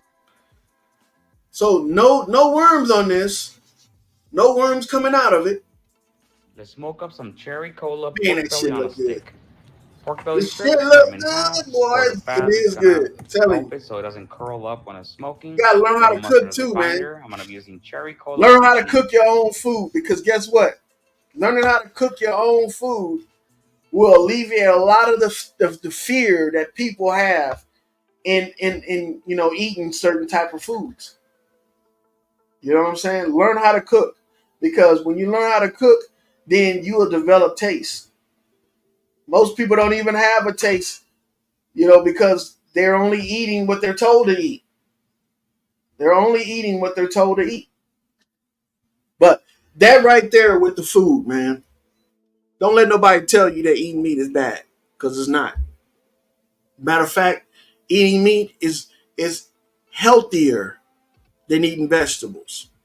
You know why? Because the animals eat the vegetables and you eat the animals.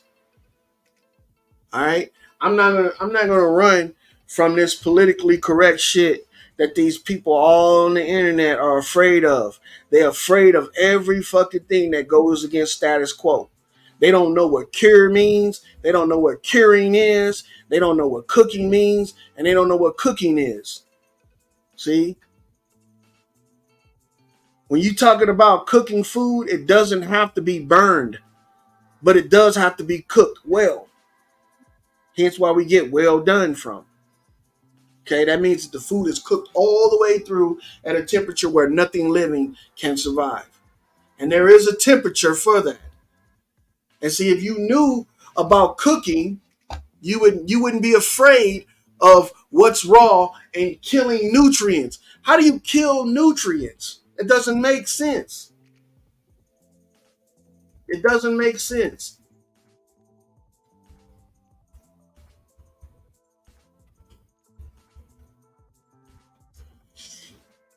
What the hell happened?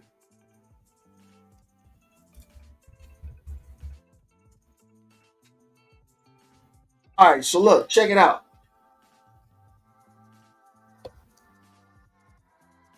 This is how you create a good reference to what you what is a good cooking temperature. You take what they give you and you do what? You add on to it. If they say, a good temperature for cooking steak, right? 145 degrees Fahrenheit is the safe internal temperature for a cooked steak. An internal temperature of 145, that ain't shit. So you got to understand, you got to add to that in order to get to that well-rounded state. These places that are telling you to cook food and the temperatures are only telling you this based off of the status quo, meaning that what is right on the fringe of being good or delicious and unhealthy at the same time, right on the edge. If you meet the mark, you're fine. So if I would say 155 to 160 degrees internal is, excuse me, is a good cooking temp for a steak. But it says most steak lovers prefer lower, such as 130 to 135 for perfect medium rare. Well, guess what? That's not cooked. That's not healthy. If that worm, if that cow had flukes or worms, and we talking about microscopic, you wouldn't even know it, man. You wouldn't even know it. That's how most of us get sick. Same thing with plants. You don't know what's in the chlorophyll of that plant.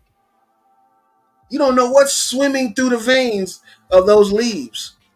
You don't know what's burrowing down into that apple or through the skin of that orange or in those grapes or blueberries. You don't know what's been burrowed in there.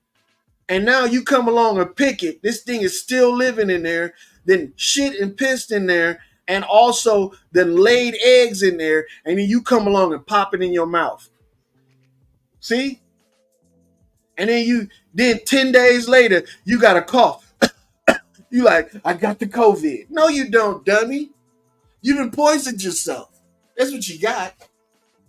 You done hooked yourself up with some raw food because you believe the hype of these smoothie drinking, lettuce eating motherfuckers.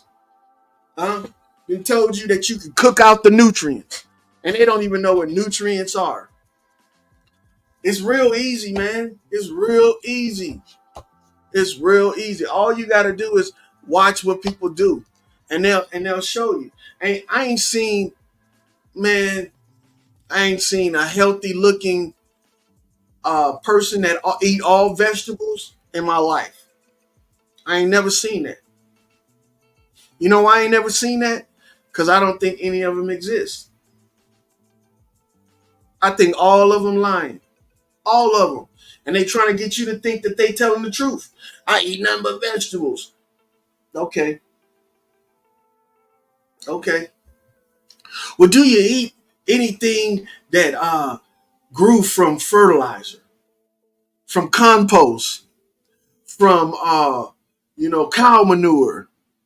Well, then you don't eat nothing but vegetables then. Unless you growing your shit in the air where ain't nothing touching it, no dirt, no none of that shit, you ain't eating nothing but vegetables then. Yeah. You ain't eating nothing. You're eating what comprised of other things that have eaten meat and animals.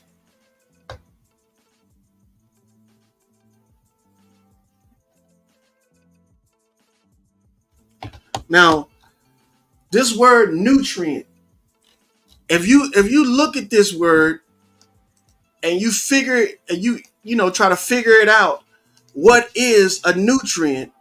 There's a lot of different avenues on finding out what this shit is. First one would be, hold on, let me move this over here for you guys, because I already had it pulled up. So look, first of all, let's just look at the basic understanding on what nutrients is. If we're going by Wikipedia. Now, I'm not saying believe what Wikipedia says, but if you put one and one together and it makes two, then damn, it's obvious you're closer to fact and you're closer to the truth than anything. All right. So a nutrient is a substance used by an organism to survive, grow, and what? Reproduce.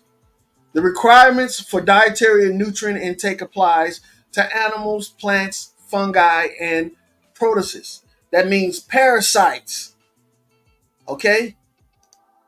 Nutrients can be incorporated into cells and the metabolic process or excretions by cells to create non-cellular structures such as hair, scales, feathers, and exoskeletons. Right? So hold on. Not at one time they told us what nutrients are, right? They just told you what the nutrients do and what requires nutrients, right? Well, we come down here, they tell you what 6 essential nutrients are, right? You don't even have to go and read into this shit that much to find out what it means. So you learn about 6 essential nutrients that people need from dietary sources for proper body functions, such as, and look, this part right here, they're not even talking about all of them, such as vitamins, minerals, proteins, fats, water, and carbohydrates. Man, if they just went here and stopped here, that would be enough to tell you what a nutrient is. Okay? Vitamins are what? Minerals. Okay? That's what nutrient. How did I get on this fucking page? There we go. Vitamins and minerals. Anybody can do this shit, and you can get a good idea on what you're thinking about and what you're talking about. Never in history, throughout any reality, have nutrients been destroyed just by cooking them. Just by cooking them. Just by heating them up. They've never been destroyed. So how are you destroying nutrients by cooking your vegetables? And this doesn't even go into actual what the nutrients are. They'll send you down a rabbit hole looking for shit when the entire time is right there in your face. They tell you only 6 essential nutrients. And they tell you because vitamins and minerals is the same thing. Proteins, fats, water is a nutrient? Really? I thought water was a medium. Don't worry about it. Don't worry about that. And carbohydrates. Aren't carbohydrates, right, in fats and proteins? Yes, they are. Yes, they are. They're not going to tell you shit like that either. But look at what they're naming for nutrients. Carbohydrates, fats, minerals, proteins, vitamins, and waters. See? So how are you going to cook that out of your food? You can't. It's not possible. Now let's go to etymology for nutrient. A nutritious substance. 1828, noun used for adjective. 1640s meaning providing nourishment, which is from Latin nutritium, right? And if you keep on going on, you'll find out that it doesn't really say anything about anything that you should be concerned with. For instance, present participants, nutria, to nourish, suckle, feed. Okay, so what should you be worrying about with that, with nutrients? But look where it comes from. It comes from the word, or come from the root sna, which means to swim. Now you would think that these people are talking about, well, this word is talking about a mineral or something like that. No, man. If it comes from a word like swim, and it's supposed to be something that nourishes you, what do you think they're talking about? What do you think that we're talking about? Aquatic animals, animals of the water. So this word right here, nutrient, didn't apply to plants and animals that weren't in the water. It only applied to animals that were in some type of environment where they can swim. That's what a nutrient was. So I can see why they would have water here for this part right here. Where was it at? For this part right here, I can see why they had water in there. You know, but they got us thinking that if you cook shit like celery, carrots, tomatoes, broccoli, peppers, and all that shit, even these damn grains and shit, if you cook them, they're no longer healthy for you. You done cooked out all the good shit. How does that make sense? How does that make sense? It doesn't at all. It doesn't at all. But this is why it's a religion, because you got to have faith in what they talking about. You got to believe what they talking about. And all they doing is just gathering a bunch of people that don't think for themselves. I don't know about you, but I don't want to be in that group. I don't want to be grouped with all these people that can't think for themselves, because all it would take is somebody to come along to persuade them to kill all of themselves, and they'll do it. We've seen it happen before. You think Jim Jones forced all those people to drink the Kool-Aid and forced all those people to make their kids drink the Kool-Aid? He didn't have to. They did it to themselves. But see, the way the system works is right here. The preachers never get accused for what the worshipers do. The preachers never get accused for what the worshipers do, unless you're a preacher that they don't like. For instance, what was his name? The motherfucker that put the swastika on his head. Charles Manson. Charles Manson didn't commit one murder. Damn. He didn't commit one murder, man. You know that? But he got convicted for all of them. Why would this man be convicted of all those murders? It's because he did one fatal thing. He admitted that he was involved and that he was a leader. Because all of these failed actors want to be famous. And this man was a failed actor. Believe it or not, Charles Manson was a failed actor. Meaning he tried to go and be a real actor and he didn't make it. So this is the next best thing: become a cult leader and become famous from what your cult does, to society, I guess. But you see how people that are weak-minded can be manipulated into doing shit that a person that's an individual, strong-minded, know themselves, not willing to participate in stupid shit, won't fall victim to. Because I'm telling you right now, this shit right here, the war of the foods, is just another one of them dumbass things that have captivated a large number of people. And now we are willing, we got people that are willing to lock you up. If you want to live a natural life, which means eat meat, drive a car that doesn't require a damn extension cord, and live in your own home.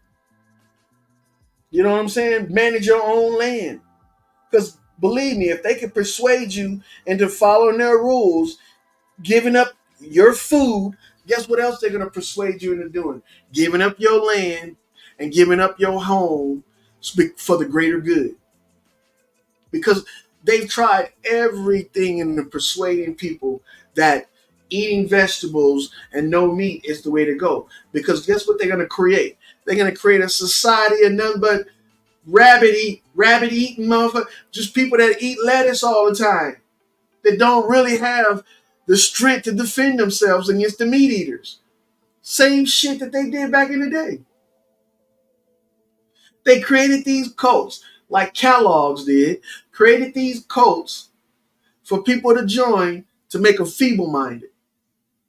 That's what they want. So they can step in and take control of you and everything you own because you can't think for yourself. That's what all of this shit is about. And all these people that are following it, they walking down that trail. You better cook all your food. You better boil all your water. Believe me, boil all your water. And it's not that hard, man. Because let me tell you something. 1 parasite is bad. 2 is detrimental. 2,000 is horrific. 2 million, bro, you on your way out. And this is what they don't want us to realize. It's an accumulative effect. It's an accumulative effect. See, That's why they try so hard to get people to take these anti fever medicines and shit. And then when COVID came around, what they wanted to make sure is that you didn't have a temperature high enough to fight this shit off. Why else would they say having a fever is bad? Why else? You know, because look, if you were out in the summertime and you were in the heat, your temperature is going to rise a good 5 degrees. So if you're 98 degrees, 98.6 degrees, 5 degrees higher than that puts you over 100. That's a hell. Bro, most people that work out in the wintertime get to 100 degrees, and that's unhealthy. So what does that tell all the people that's out there lifting weights and running and shit? Oh, you're unhealthy. You're unhealthy because your body temperature is at an unhealthy level. Nobody was thinking at all when all of this shit came down the pipeline. Not even some of our smartest people, supposed to be the most smartest people in society. The healthcare professionals. Bro, when you get a fever as a kid, what they tell you? As long as it doesn't get at dangerous levels and for a long period of time, you're fine. A fever is normal. Nowadays, you get a fever, oh, you got a deadly disease and you infectious. You're going to kill everybody around you, including your grandparents. See? And piss off, you two. This is not medical misinformation. This is common information. This is common knowledge. See? You don't want people speaking up about this shit because it's in conflict with the shit that's being put out. From who? Who's it being put out from? If a natural person like me, right, that don't harbor any ill will against anybody, is talking about something that's natural, but you got an opposing story out there in mainstream that's being put out that goes against what I'm saying, who's putting it out? Who's putting it out? See, who's putting it out? Just telling you shit like salt's bad for you. Telling you shit like that meat is harming you. Right? All the vegetarians that's on the internet right now is in cahoots. We need to lower the number of people on this planet. All these vegetarians and vegans are in cahoots with them. You know why? Because they telling you the same thing these cocksuckers telling you. We got to get rid of cows. We got to get rid of pigs because they create 200 greenhouse gases. The vegetarians is telling you shit like this. We got to get rid of cows. We got to get rid of pigs because it's creating an unhealthy environment. Ain't that the same fucking shit? Ain't that the same shit? I don't understand why people haven't figured it out yet. That they've created a bunch of occult members to manipulate you into doing the same thing that they want to do to you. Look, the environmentalists don't want you to have land. They don't want you to have your own animals on your land. They don't want you to grow your own plants because you can't grow your own plants, at least not enough to provide for you and others without fertilizers. And they know that most of the fertilizers come from animals. Most of the things that make the ground fertile come from animals. So get rid of the animals. How are you going to get fertilizers then? How you going to get fertilizers then? How you going to grow them big green crops that you're trying to eat on all the time? How you going to grow them apples and them oranges if you don't have nothing to fertilize the trees? And then after so long, the trees stop producing fruit for you. How you going to have all that shit?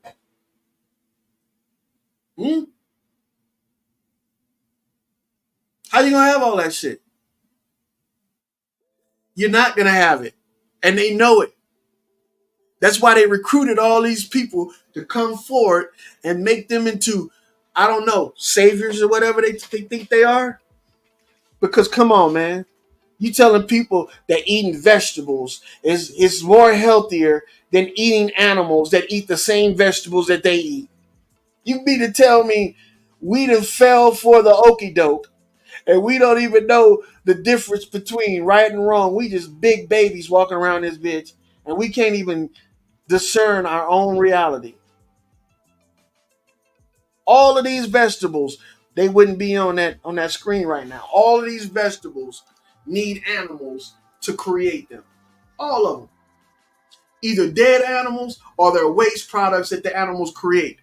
That's what they need to create all of these vegetables and all of these fruits and nuts and grains and shit. You wouldn't have any of this shit if it were for cows, pigs, horses, goats, sheeps, lambs. You know what I'm saying? You wouldn't have any of that shit, dead or alive. And so how are you justifying that this is normal versus animals, eating animals and the actual fruits and vegetables? It doesn't make no sense, man. And you got all these talking heads telling you, don't eat vegetables because it creates an unhealthy environment. And then you got the same globalists telling you, we shouldn't have cows and we can't have animals because they create an unsafe environment. The same shit through greenhouse gases. But we're saying they create an unhealthy environment because it's destroying our bodies. Get out of here, man. Same statement, different philosophy. Same shit. Same shit. Vegetables, bro, ain't no healthier than meat. They not. They ain't no healthier than meat. You know why? Because the meat comes from animals that eat vegetables. God damn. Herbs are grasses. I don't care what you think they are. They're grasses. Even the definition tells you that herbs are grasses. So if you want to get healthier, instead of fucking going out there and eating the byproduct of the herbs, eat the herbs. Why you not eating grass? Huh? Why people ain't eating the grasses? They only eat a selective amount of herbs. Oregano, mint. See, they only tell you what fits their agenda. If it didn't fit the agenda, then they wouldn't say it. That's why they leave out the fact that eating nothing but meat cures a lot of shit that people don't know that they have. For instance, if you want to cure diabetes, right, the fluke that's in the pancreas hates amino acids. See, that's why your pancreas is destroyed and it doesn't create insulin. Because insulin is what? It's made up of like 17, it's either 17 or 70 amino acids. I think it's closer to 17. It might even be less than that. Either way, it's made up of amino acids. I don't care if it's 17 or 70. It's still made up of amino acids. So guess what those flukes got to do? They got to kill that. They got to kill that. So that's what they do. They kill that shit. Guess what contains high quantities of amino acids? Meat. I don't care who is telling you that meat is bad for you. If you having problems with your diabetes and insulin shots, which comes from a damn pig pancreas, you hope you know that your insulin comes from animal pancreas insulin. If that's not working for you, then try something that might work for you. And you tried everything else. What is it going to hurt to try something else that's been proven over the years to work? There ain't no proof that eating nothing but vegetables cures any disease. None. Believe it or not, the studies that these guys put out, anybody could do that. Anybody could do that. There's no studies that says that eating, and none of it can be proven, that says that eating nothing but vegetables cures your diseases. None. Believe me. You can look it up. Bring it to my attention, because they'll sit up there and tell you that, yeah, vegetables is healthy, is this, and that. Look at when Sabi said that he cured all of these diseases with none but vegetables, and look at what happened with him. Look at what happened with him. What happened to Sabi happens to anybody that tries to make some of this stuff reality. Sabi got out. He knew exactly what he was doing. He got out. Because the reason why I say he got out is because how you get arrested for having your own money? See, this is the conspiracy theory shit that comes in. How you get arrested for having for containing your own money? Nobody else's money, your own money. How you get arrested for that shit? And then get sent to prison and then miraculously die in prison.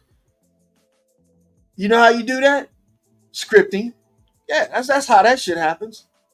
Scripting. Yes. Making a plan, putting it into action, and seeing it through. That's how that's how all of that shit happened to Sabi. See? And you guys thinking, you got some people think that I be just picking on Sabi because, you know, he was one of the big proponents on not eating meat. But I'm not just picking on Sabi because I know Sabi didn't go through any of that shit that everybody thinks he went through. I hear people say, yeah, they killed Dr. Sabi. Prove it. Prove that they killed Dr. Sabi. Prove that any of that shit happened to Dr. Sabi. Prove it. You know how you know what your proof gonna be? A bunch of shit off the internet. See, just like my proof that Sabi didn't go through any of that shit. That Sabi he didn't die in prison. Comes from the internet too. So who's wrong? Oh, I know I'm wrong because I'm speaking against the guru. I'm speaking against the God. See? I'm speaking against the Messiah. So I'm wrong automatically. But you know what's really wrong is that you allow people to talk you into believing that shit. That's what's really wrong. And what's even worse than that is this right here. You're teaching other people to do the same thing. You're teaching other people to listen unobjectively to a lie and accept it. Why? Instead of teaching people, listen to your own self. Everybody's different. Everybody's different. You should know that anybody that becomes a celebrity in mainstream is a fake. Anybody in mainstream. I mean, because that lady I just showed you guys, the one with the no, not that. Where the fuck is it at? Nope, not that one. Where's she at? Good Lord. Did I miss it?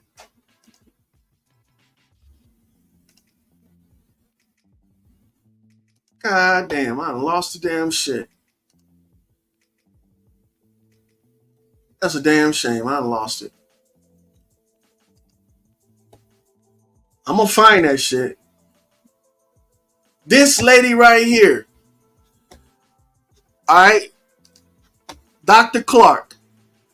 This lady, she's putting out information that you can find on multiple studies, right? She's putting out information that she's published herself, right? She ain't famous. Why she ain't famous? You want to know why she ain't famous? Because she ain't mainstream. You know why she ain't mainstream? Because she's going against the whole fucking narrative. The shit she's talking about. That I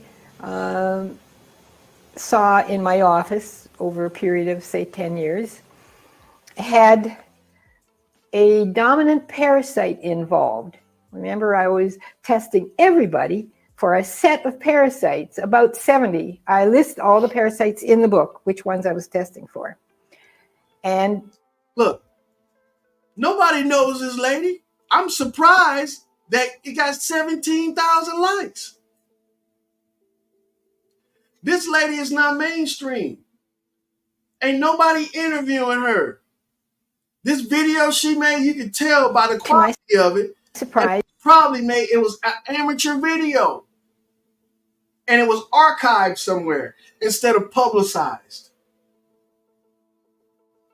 But you can find videos all over with Dr. Sebi. With celebrities. When did we start thinking that celebrities vouching for somebody is, that's golden? That's you gotta believe that for celebrities. Oh shit, a celebrity vouch for Dr. Sebi?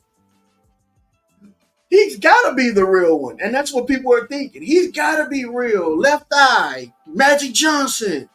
These are people that scavenge off of your emotions. These are people that tell you shit that's contrary to natural law.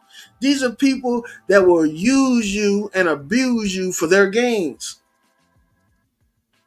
You see what I'm saying?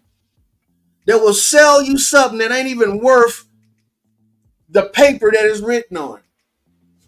All of that shit that these celebrities do to get to where they at, you will believe them over somebody that say that they've been doing this shit for 10 years. They can show you proof. They written books about it. And look, their books are not publicized. Their books are not mainstream. See, this is the shit you should be looking for. The unpopular shit in mainstream is the shit you might want to take notice of. Not the popular shit. Not the shit that they telling you coming straight from the experts. Here's the answer. That's the shit you want to run from. Because that shit right there is going to have something tied to it. It's going to have a little fine print that says may cause death, urinary tract infections, and diarrhea until you die. But see, this lady is telling you, like I've said hundreds of times, but the only thing I've gotten as a reward from that is flack, channels being fucking deleted, motherfuckers telling you giving misinformation and can't point out where you're getting the information from and who's giving the misinformation. I'm getting all my shit from the same sources everybody else is getting their shit from. But the only thing is that I don't believe in coincidences. See? I don't believe that, hey, this is what just happens to happen when you eat this. Or what happens to happen when this gets inside of you. I don't believe that. I don't believe that cause doesn't cause an effect. Cause causes an effect. I don't believe in coincidences. They want us to believe in this esoteric and magic shit. Like abracadabra. That's why this shit happened. Not because you made it happen. Abracadabra made it happen. You know what I'm saying? Abracadabra. There you have it. Cancer. See? You smoked cigarettes for all these years. Abracadabra, you got cancer. Man, get the fuck out of here. It took 10 years of smoking for me to get cancer. Right? When this motherfucker don't smoke, he got the same cancer I got. So what happened to him over the 10 years? Oh, he got it because, abracadabra, secondhand smoke. Get the fuck out of here. See? This is the shit they do to us. And we just go with it. Like, cosign, put the check in the box. Yeah, that's fact. You see what I'm saying? You know why? Because we weak for religion, man. We weak for it. We have to have guidance from something other than ourselves. Because if it all goes wrong, we don't have nobody to blame. But if it all goes wrong, in their reality, it's up to God. It's in God's hands. You the God, nigga. You the God. White boy or whatever race you are the one that's causing all of this shit. And somebody like you is causing it. Somebody like me is causing it. We the ones that's causing all this shit to happen to each other. And we got people following us, pushing it on everybody else.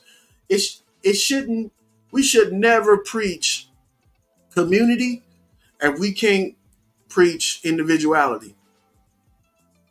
Because, see, individuality is like this. If you dumb enough to jump off that bridge, then I'm here to tell a story. You see what I'm saying? I'm not going to jump off that bitch with you, because if I jumped off with you, then I'm not going to be able to tell a story. And I like a good story. So I'm going to watch you jump off the bridge and I'm going to tell a tale. They want everybody to jump. Nobody tell a story. Herd immunity. They want you to be in a tribe. They want you to be in a neighborhood. They want you to be in all of this shit, man, where we all together in one group. You know why? See, if we was all individuals, instead of one camera, now it takes 2,000 cameras to watch us all. You see what I'm saying? But if we all in one area, shit, I can have one camera and I can watch everybody at the same time. I can tell when you're doing something wrong, when you're in the crowd.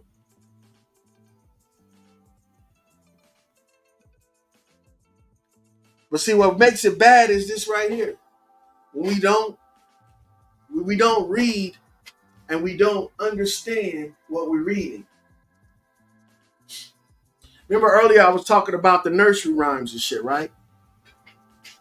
So I'm gonna show you guys what I'm talking about. Jack and Jill, I bet ain't nobody ever researched this shit, and it's been on the internet for a long time, longer than 2022. Jack and Jill lesions. All right, what does Jack and Jill do that stands out, that's so prominent in that Jack and Jill story?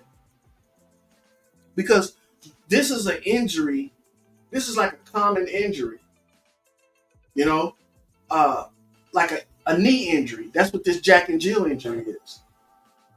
Why would something like that go over our heads? You know why?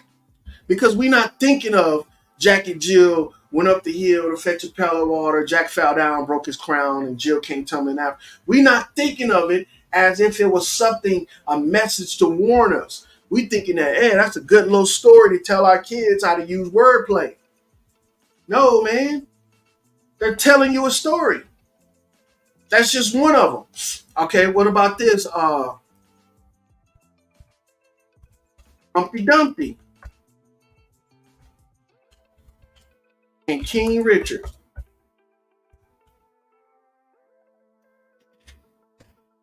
I bet you nobody, and look, I know a lot of people know about this because that's how I found out about it. But most of the people I talk to, they are oblivious to this, that Humpty Dumpty was actually about King Richard, who died from a head injury. Okay, if that's not good enough, what about the Three Little Pigs?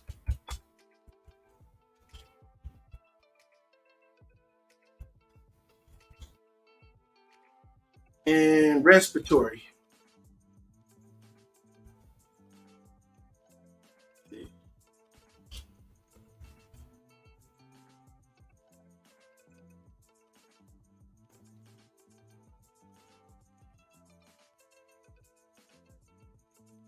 Natural animals diseases and shit like that, right?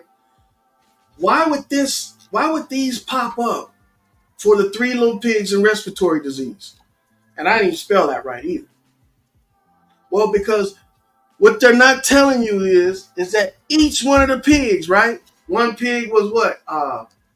Straw respiratory disease. Where is it at? Hold on, I'm doing the same thing. The wrong thing. First of all, let me correct that. Here we go. The straw parasite. All right. Everybody should know the straw parasite. For instance, one of the biggest diseases in history was caused by the straw parasite, which is tuberculosis, right? What about what do they call it? Another word for okay, stone parasite, which is the brick, right? All this information,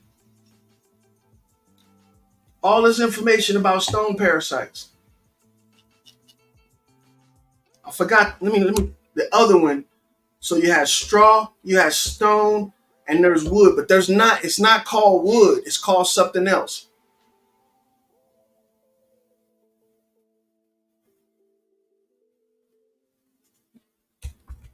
It's not called stick. And that's too really, really stick respiratory parasite.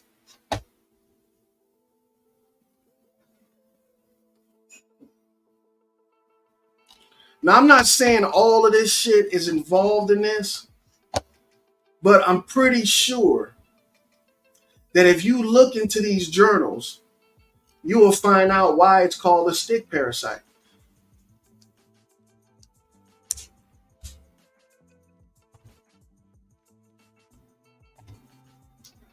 I don't even know what the hell this is. I've never even heard about this one. Oh yeah, I have heard about this one. This is the parasite that they over in Africa pulling. I use this thumbnail right here. This is the stick parasite right here. Now let's go back to the straw parasite.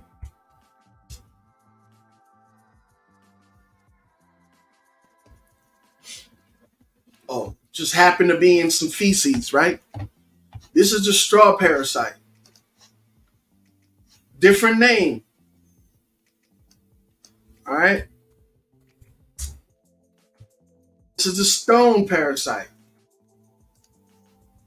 Now, they used to talk about a worm that King Solomon had that would eat stones and, could be used to make carvings and shit like that, right?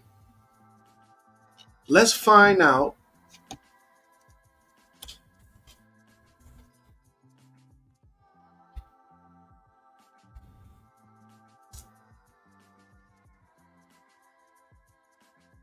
All right, let's see if we can find it.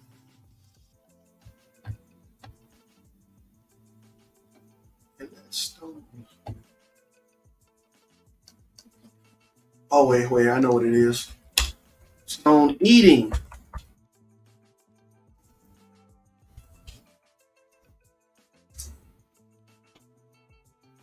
Ah, the shamir.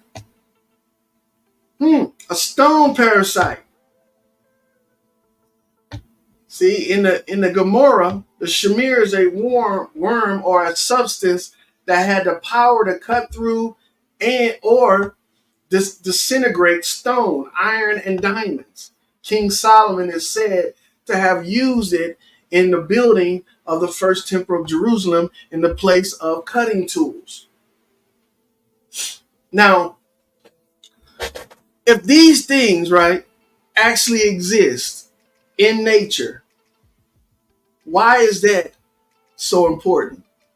I don't believe in coincidences.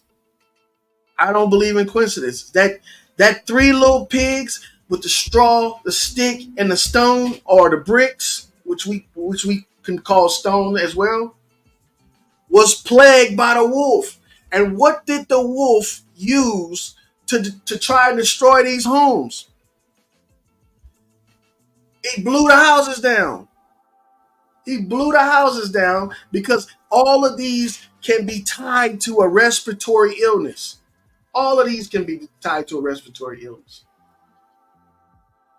Now, if these were nursery rhymes, and each one of these nursery rhymes had an alternative meaning besides being cute and easy for the kids to learn, and it's a fun song to sing, you know what I'm saying? Yeah. If they had alternative meanings, then why weren't we taught them? Why when we taught the alternative meanings? Don't you think that would be important? Because if you learn the alternative meanings, then you would be captivated with that instead of the sweet, polite, nice little easy song for the kids to learn. See? That's what you would be concerned with. So why are they teaching us a song about 3 versions of respiratory diseases caused by worms or parasites? See? Why would they be teaching us about a disease a disease that's caused by injuring your knee? Why would they be telling us a nursery rhyme about Jack and Jill? You see what I'm saying? Why would they be telling us a history lesson about a king from ancient time who had a head injury? It's a reason why they made these nursery rhymes, because they didn't want you to forget what actually occurred. That entire takeover with King Richard's was a coup, was an actual overthrow by his relatives and friends and shit. And he got killed and injured, and it was a cover-up.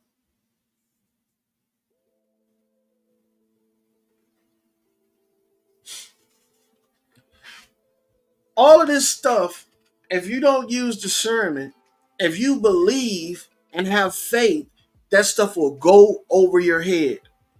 That's information and knowledge that's lost to millions of people because they weren't taught the alternatives to it. They weren't taught that, hey, look out for this. Remember, Jack and Jill, don't do that, because once you get that injury, it's gonna be damn hard for you to recover from it. Or watch out for your friends and your enemies, because sometimes we lose track on which ones is a threat. Your friends are your enemies. So don't forget about Humpty Dumpty. You see what I'm saying? Don't forget Humpty Dumpty sat on the wall. Right? Don't forget how he died. And they covered it up. See? They covered it up by trying to get all the king's horses and all the king's men, couldn't put Humpty Dumpty back together again. That's a cover up, man. So look, this is what helps us grow, man. These oral traditions, these stories that we learn over time that have alternative meanings. The same thing I try to tell people about the Bible. You know, you got people on both sides of the spectrum. You got Bible believers and you got Bible haters. I'm right there in the middle, man. And I'm saying, you know what? As a religion, yes, it sucks. As a threat to society, yeah, it might suck. Yeah, it sucks too as well, to tell you the truth. But if we have that silver lining that most people are overlooking when they're going on these extreme sides of spectrums of shit, like for instance, the Bible contains a bunch of medical secrets in it. It also contains a bunch of scientific methods as well. It contains horticulture. It contains animal husbandry, right? And it also contains knowledge and understanding of previous empires that was destroyed because they had a lack of knowledge, a lack of understanding. See? When you bring this stuff to people's attention, they don't want to hear it because they're like, you putting too much thought into stuff that doesn't matter. And that comes from both sides of the spectrum. That comes from the Bible believers and that comes from the Bible haters. The Bible haters believe you trying to find something from this book that's obviously a religious book. And the Bible believers believe, oh, you're just trying to look too hard into it because you don't have faith. But in reality, they're right. I don't have faith because I don't need faith, because I have works, I have proof. And I'm not trying to make shit up for this book that's obviously a religious book, because I know that it's not. That's how I can be in the middle of both of these extremes and not fall prey to either one of them, because I realize that this book is not about religion. It's not about sacrifice. It's not about any of that shit. The characters are metaphorically put into the book to give you a reference, something to concentrate on while they tell you the story that they're trying to get across. But we've lost the ability to decipher shit because we don't believe that there's such thing as conspiracies. See, they've created a term to deter us from becoming conspirators, or not conspirators. They've created a term to deter us from not pointing out the conspirators. See, so they've made us almost avoid any conspiracy because we don't want to be considered a conspiracy theorist. See, and the conspiracy is this: they don't want you to think for yourself. They don't want you to know that there's an alternate agenda besides what they're putting out there to us. Yeah, they still trying to take over the world. They still trying to kill people. They still trying to own everything and you own nothing. Yeah, they still doing that. But what else are they doing? They giving you that opportunity to operate under your free will. For instance, when all of this shit started happening 3 or 4 years ago, and that's the only reason why I'm on the internet, because I don't want to go through that shit again. I don't want to watch millions of people being herded to their demise by these so-called experts, by these so-called gurus, by these master teachers. You see what I'm saying? Preachers and all. I mean, because look, the same people that tell you to have faith and wait on Jesus and wait on God, he gonna help you, was the same people telling you forego all of that shit and go and get the jab. You see what I'm saying? And look, and the same people that was telling you fuck all that religion, don't worry about that religion, trust the science. That's what they was doing. Trust the science. You had a fringe group of people that would say shit like, I don't trust the doctors or the scientists. I don't trust the government. So what are you doing to prevent the deception? Or what are you doing to counter the deception? Oh, I'm just hating them all. But that's not a solution. That's not a remedy. You got people that are looking to you because you got a platform that's putting this information out. You got people looking to you for answers. What's your answer? Don't trust nobody? Okay, we good on that, but what else? What can you give people that's going to be a tool in their arsenal that they can use to go out there and combat some of this shit? What do we have? Oh, we have giving up the animals and only eating vegetables because animals are, by killing the animals, you're ruining the environment. Hold on. That's a coincidence, because the people that say that eating meat and having cows is ruining the environment too, why do your talking points, sound just like their talking points? But it's not. It's different because I put this in there. Really? So just because you changed a few words of their talking points and made it yours, now you're saying something totally different from them. Bullshit, man. I'm calling bullshit. Flag on the play. Flag on the play. Flag on the play, man. All right, so that's enough of me ranting about that shit. So you guys see what I'm getting at about these nursery rhymes, right? You guys see what I'm getting at when I'm talking about the misconceptions and the conspiracy theories, and also the coincidences. Coincidences are lies just waiting to be spoken. They lies just waiting to be spoken. Because if I can say something's a coincidence, then you're not going to even realize that whatever I said was a coincidence was used against you as a weapon. Oh, that just looks like that. That's a coincidence. Nothing is a coincidence, man. If you believe that you're here for a reason and that the Creator created you and you only individually, that you are an individual special creation, then how can you say there's coincidences? How can you say that things just happen? Ain't no such thing as that, man. Everything happens.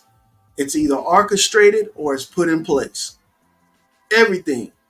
Nothing just happens on a whim. Nothing. Nothing.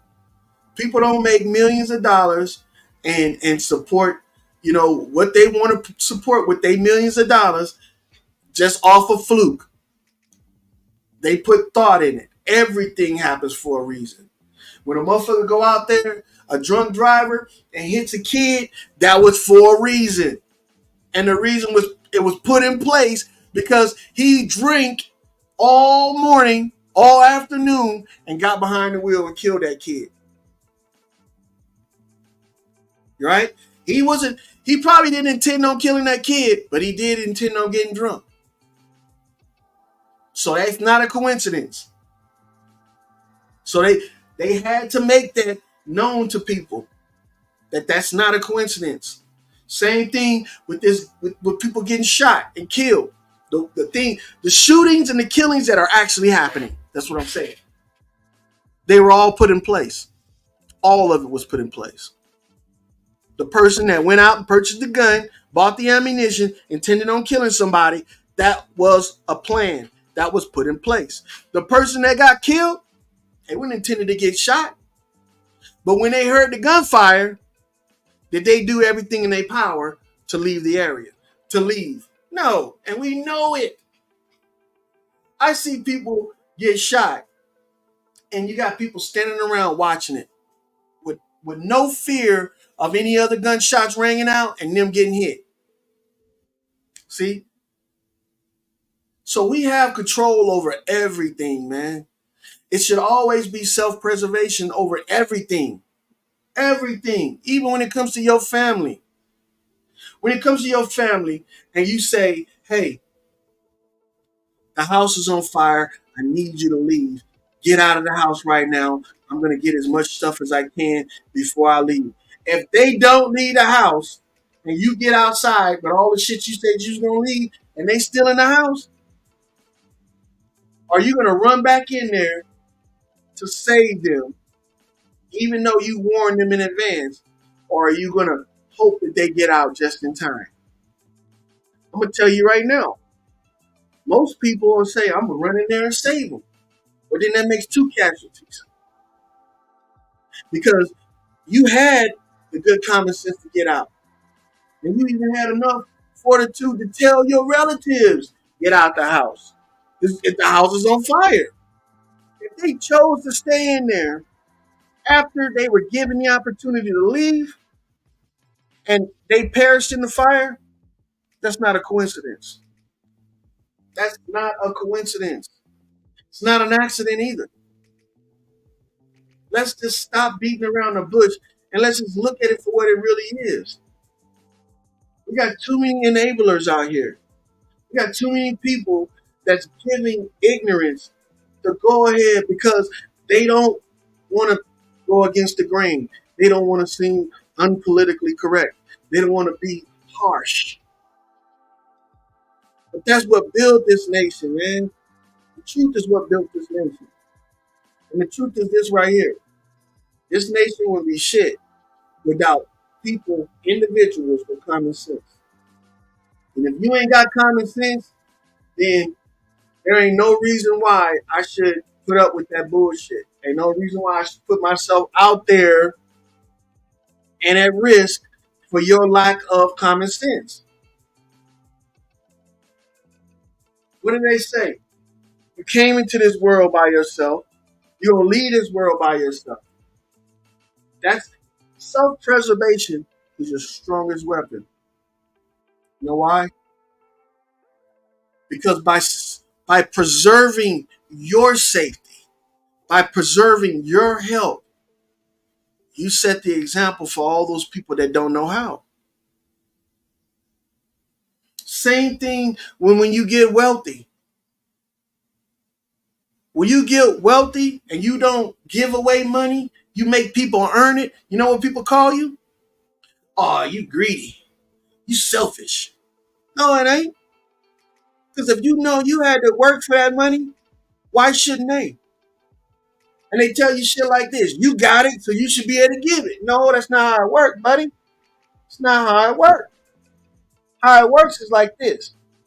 I had to work and suffer and struggle for it. And now you want me to give you what I did struggle for and suffer for just because you asked for it. Bullshit. Don't you think equality means fair treatment? Why should I have to suffer for something and then turn around and give it to you because you don't have it? And see, this is what they try to teach you to be against. And they try to say that capitalism is the reason why they're going through all this shit. When I hear people talk like that, that's what I hear. I hear a bunch of drunk motherfuckers. Capitalism is the reason why we're not free. I gotta work every day. I shouldn't have to work. The ancestors didn't have to work. Man, if you knew what the ancestors went through, you wouldn't be quoting them. You wouldn't be saying, hey, let's look at what they went through in order to seek some type of enlightenment today. You wouldn't be doing that. See, because the only thing you know about the ancestors is what these clowns that call themselves master teachers told you. The ancestors taught us this. Listen carefully. Hold on, we gotta take a drink first. No, motherfucker. What you should be saying was, if the ancestors ain't here right now to tell me what's what, why should I be listening to your ass tell me? If the ancestors ain't here today to tell me that, hey, if eating like this lets you live longer, why am I listening to you? The ancestors are dead. It's obviously what they was doing didn't allow them to live that long. See, if you saying the ancestors only lived off vegetables and fruits and shit, why the fuck they ain't still here? And why the fuck are you the one chosen to spread their message? Get the hell out of here. Why are you quoting somebody else, your co-signer? Why aren't you coming up with your own knowledge and understanding and saying that, hey, the ancestors thought for themselves, so I'm gonna do the same thing. You know, if the ancestors say that fruits and vegetables is how we're supposed to live, then let's look at this. How much longer did they live off the fruits and vegetables versus the people living off the animals? Oh, the same time frame? Well, then maybe the ancestors were fucking wrong. You see what I'm saying? Maybe eating certain things don't cause you to have a long life. Maybe eating a selective few items from this variety, this smorgasbord of shit that nature and the creator gave us, only eating a certain part of it, sacrificing the rest, is not what causes you to have a long, healthy life. Think about it. The people that they talking about our ancestors today are people that were alive 100 years from now. Don't you know that there's people that are alive right now today that's over 100 years old? Why aren't we asking them what they did to live the way that they living right now? And 100 years old ain't even old. They're not even old. I think we should stop concentrating on what somebody else does and concentrate on what we do. You see what I'm saying? Stop concentrating on what these people worship and figure out what to worship ourselves. That's what the fuck is wrong with people. They're always co-signing and going off of what everybody else does instead of figuring out what works for them. Stop falling for this okie doke that these guys are giving you. And because they've gone out and they've done the work, the research. Can you say you've done the research? Can you say, can any of these gurus that quote the ancestors and always throwing in your face, my ancestors did this, my ancestors did that. Can any of you say that you have definitive proof that's what they did? Do you have some kind of archive tape, that you took of your ancestors or that they made to show you the type of practices that they had and the outcome, or some of them still around to tell you that the shit that they was doing back then works today, and it's still working for them right now? If not, stop quoting these people. They dead. Make your own reality. Make your own quotes. Discover your own enlightenment and shit. Stop following these people, because at the end of the day, all we know is what they read, what they wrote, or what somebody wrote about them. We don't know the person. We don't know the peoples. That's why when I found out that most of the shit that they told us was a lie, I was like, why didn't this shit come to me in my 20s, in my teens, when I was tripping on this shit, when I was hating on other people because somebody told me that these people hated me? Why didn't I do that? You know why? Because influence, man, is a powerful drug. Influence. Celebrity is a powerful drug. And that's what these guys are. These guys create their own. Man, look, YouTube, it's like Hollywood. It has its own celebrities inside of the program, inside of the platform. And see, there's a certain level you got to be at to be considered YouTube famous. See, you got to have a lot of subscribers. You got to have money coming in from YouTube. You got to be rich. You got to be that. See the criteria for this shit? Just like the same thing, just the same criteria as Hollywood. You see what I'm saying? Same criteria.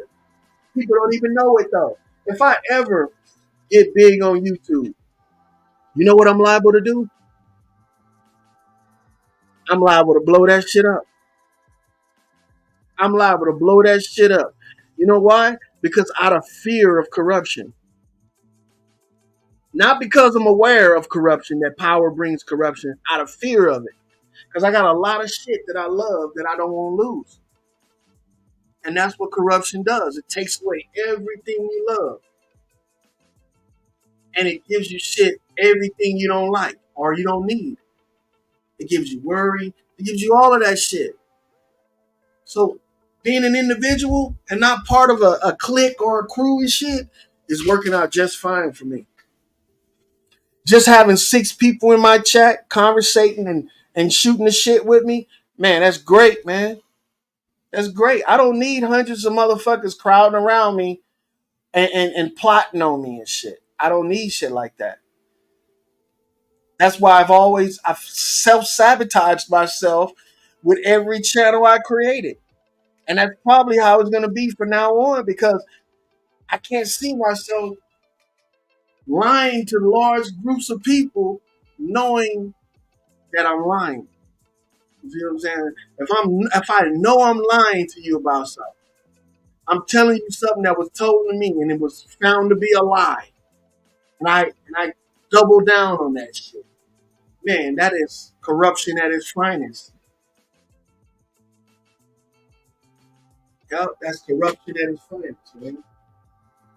But look, I need to take a quick break. I'm gonna turn some music on quick, some little background ambience. I gotta take a potty break for a quick second.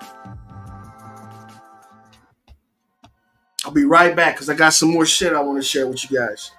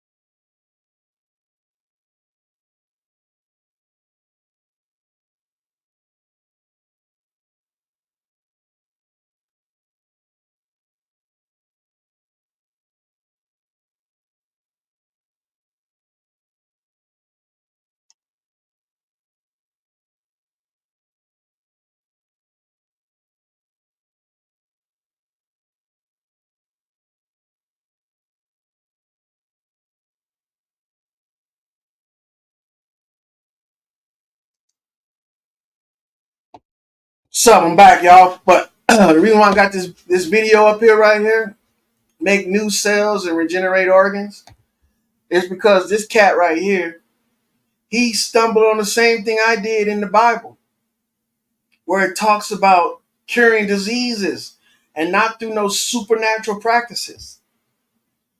And see, I don't agree with everything this guy says, but he's speaking on actual shit that he's done with himself. So what he does with himself might not work for me or could work. I wouldn't know about that until I tried it, until I experimented with myself on this stuff. But I'm gonna tell you right now, he's not too far off. He's telling the truth when it talks about cleaning out the gut and using salts while fasting. Because the main thing that they've been pushing to us all throughout our childhood and our adult life is cholesterol, high blood pressure, salt, sugars, fats and shit like that. Well, they never told us why this shit was bad for us. And if they did, they got into some technicalities and technical terms that we couldn't understand. So we were just like, I don't even know what that means. So I'm going to just listen to what you're saying. In other words, they were telling us not to heal ourselves. Pretty much.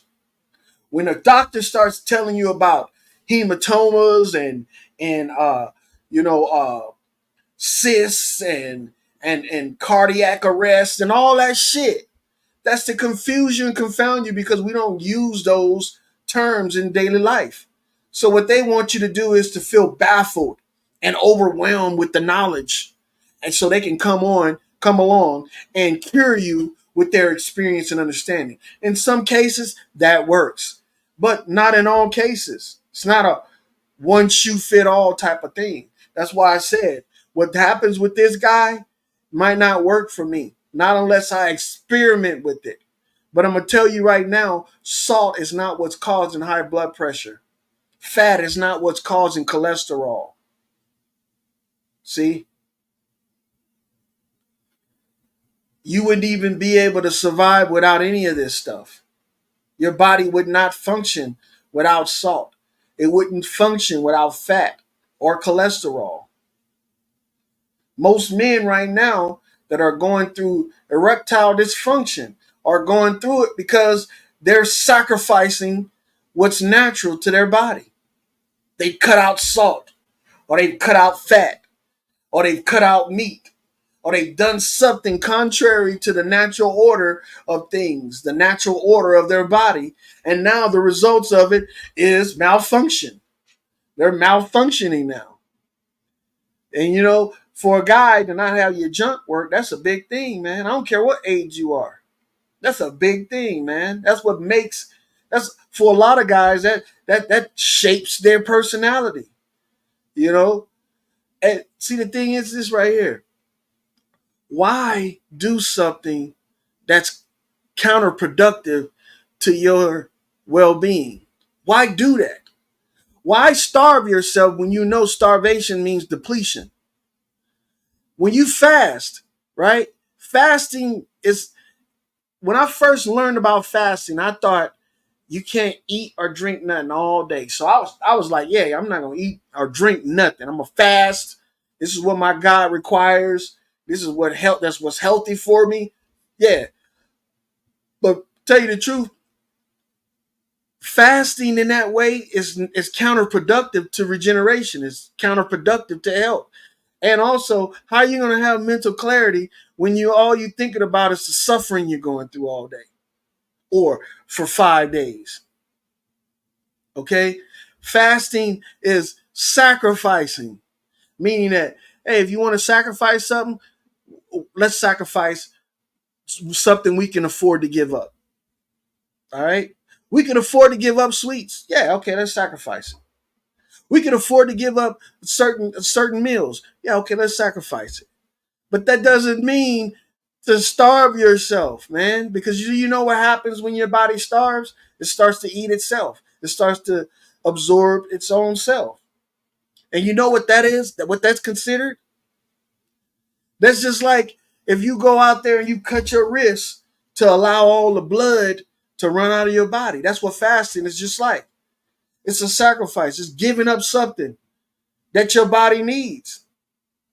That's why I think that people that do this fasting without knowing what it's actually doing to their body, and when they don't know what it's doing to their body, they do it to the point where it becomes altering. And that's usually what happens with people. They'll fast until they start seeing some type of results. Well, uh, if somebody cuts themselves to sacrifice their blood, if you allow the blood to keep running until it runs out, what have you done? You just killed yourself. And see, a lot of people don't realize that they're actually destroying themselves by doing this fasting and shit. I don't know why we've did a 180 and think that being skinny is healthy. I don't know why we've done that. And some people have gone to the extreme, man. I don't know why we think that being, and I'm not gonna say that fat is a thing, because that's the name that we give to people that are bigger than other people. But why do we think that that's considered unhealthy? Do you know that a person that's overweight has to work 10 to 20 times harder than a person that's not overweight just to get up and go to the bathroom? When you weigh 300 to 400 pounds, right? You are literally squatting 300 to 400 pounds, bro, when you're getting up off the couch to go and get you something to eat. And imagine how many times they do that a day. It's really trippy to say that being lean or being overweight or being heavy is healthy or unhealthy, fit or unfit. It's really trippy when we start allowing ourselves to think into that. Small means healthy. Big means unhealthy. That's crazy, man. That is crazy. So a person that's already lean fasts for a certain amount of time in order to get a certain effect. What effect do we think a person that's already lean is getting from fasting? They'll say health. I'm getting healthy because I'm purging my body of something. No, if you were purging your body, that means you would be getting rid of stuff. A person that fasts, you know that when you fast, you close down your body's metabolism. They're not telling you that. Because if you're not eating, why are you digesting? You think you're digesting because you're, that's what your body does? It just digests because that's what it does? No, it digests because it has something to digest. And how do we get this understanding that the digestion is the part that we're trying to avoid? For instance, I hear people say, I fasted for 5 days and I didn't shit once. Do you know that everything that you had in your body before that 5 days, before your body shut down shop, is still there? It's still in your body. So what happens to things that, are organic, that after a long period of time starts to do what? Regardless if it's in your body or if it's outside your body. If you have an apple, you put it on the counter, it's organic. What will it do over a couple of days? It'll start to rot. It'll get soft. It'll start smelling. You know what I'm saying? It'll start to decay. So you mean to tell me you fast for 5 days and the whole time you didn't take one shit? That means that everything you consumed before that fast is still in your body, still rotting. That's vegetables too. So that's okay. Versus taking in minerals and nutrients and food or substance and digesting it and then pooping out the rest, the waste. You see what I'm saying? The waste is what your body gets rid of. When you don't get rid of waste and waste remains in the body, guess what you are? You are a waste collector. You are a shit compactor. That's what you are. So the only reason why you have a regular bowel movement is because you're constantly putting things into your system that needs to be relieved of your system. Just like if you don't drink water, you don't urinate. If you drink lots of water, you urinate a lot. Why is this concept so hard for people? And the reason why a lot of people are big and overweight is not because they eat a lot. Okay? It's because they're retaining what they eat. And this is a taught behavior that retaining things is what we supposed to do. It's sort of a mental problem because without your mind, your body wouldn't function. So the reason why you're not getting rid of the food is not because of the type of food you're eating. It's because of the way you're eating it. You see what I'm saying? So if your body takes 3 days to eat a cooked vegetable or a cooked piece of meat, 3 days now, right? So over that 3-day period, all the nutrients are leached out of the food, and then it gets in line to be kicked out of the body, right? Well, your body or your intestines is just like a conveyor belt. Do you think it's going to move faster or slower if there's nothing in front of what you're trying to get rid of on the conveyor belt? If that made any sense. If there's nothing on the conveyor belt, does the conveyor belt operate? In other words, no, it doesn't. So in order to get rid of waste, you have to create waste. That's what it is. It's a circle. You know what I'm saying? Just like we look at, if you've ever watched a worm in the soil, it eats dirt in order to travel through the dirt. It doesn't travel through the dirt and then eat dirt. No, the only way it travels through the dirt is by eating its way through the dirt. That's how it gets through the soil. It doesn't just squirm through the soil. You're talking about something that's compressed and packed down on top of itself.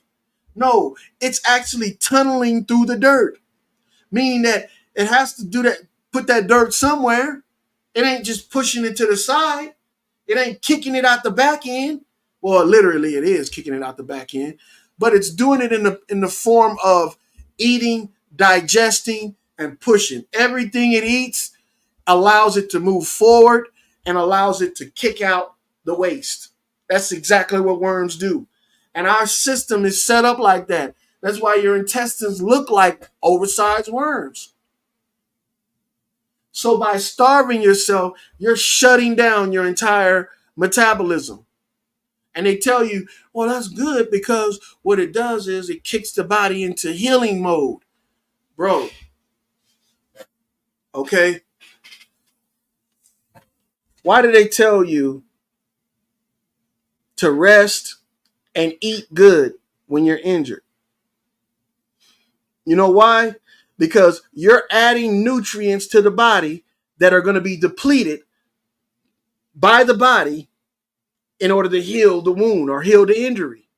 So if you have, let's look at this on a way that most people think, in the way of Minecraft, because that's how I think most motherfuckers think, like on the Minecraft scale.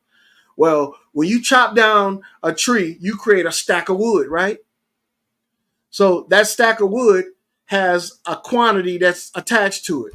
When you're building a house and you're using that wood, you only have so many units of that wood to build that house. After those units are depleted, you got to go out and cut more wood. Same thing with the body. You only have so many units of stored minerals inside your body that are utilized for repair. If you don't eat to replenish those, you will deplete those. And then where the body's going to get those minerals and nutrients from? It's going to steal them from other parts of the body. Guess where it steals them from? Starts stealing from the limbs first. Why you think these motherfuckers have these chicken legs walking around here? And these little ass arms? Starts to steal it from the arms first. And then in the legs. And then it starts to fit. After it steals it from them, it'll steal it from the torso. So we need to pay attention to this shit. And we need to actually at least try to understand it. This guy that did this experiment, how he wrote all this stuff down, is because he's taking note of what other people would call coincidences. It's not a coincidence that he's talking about salts and fasting. You know what happens when you fast, right? The body will shut down its metabolism, its digestive stuff, and start metabolizing the body. And the first thing it starts to leach from the body is the liquids and the salts. So when you're fasting and you adding the salts and the liquids back to the body as you're fasting, meaning like as you're starving, the muscles won't suffer from this process. See, because you don't get healthy or healed from fasting. They created this. This is a religious practice. You think that if you starve yourself, it's going to cause your body to recover from an injury. Let's think about that. Let's say I break my arm. Snap, right? And I say, in order to heal this broken arm, I'm going to starve myself. Right? You know, when you starve yourself, you're actually traumatizing your body because the body wants to be nourished, and it wants to be nourished on a constant basis. You see what I'm saying? So when you starve yourself, you're stressing your body out.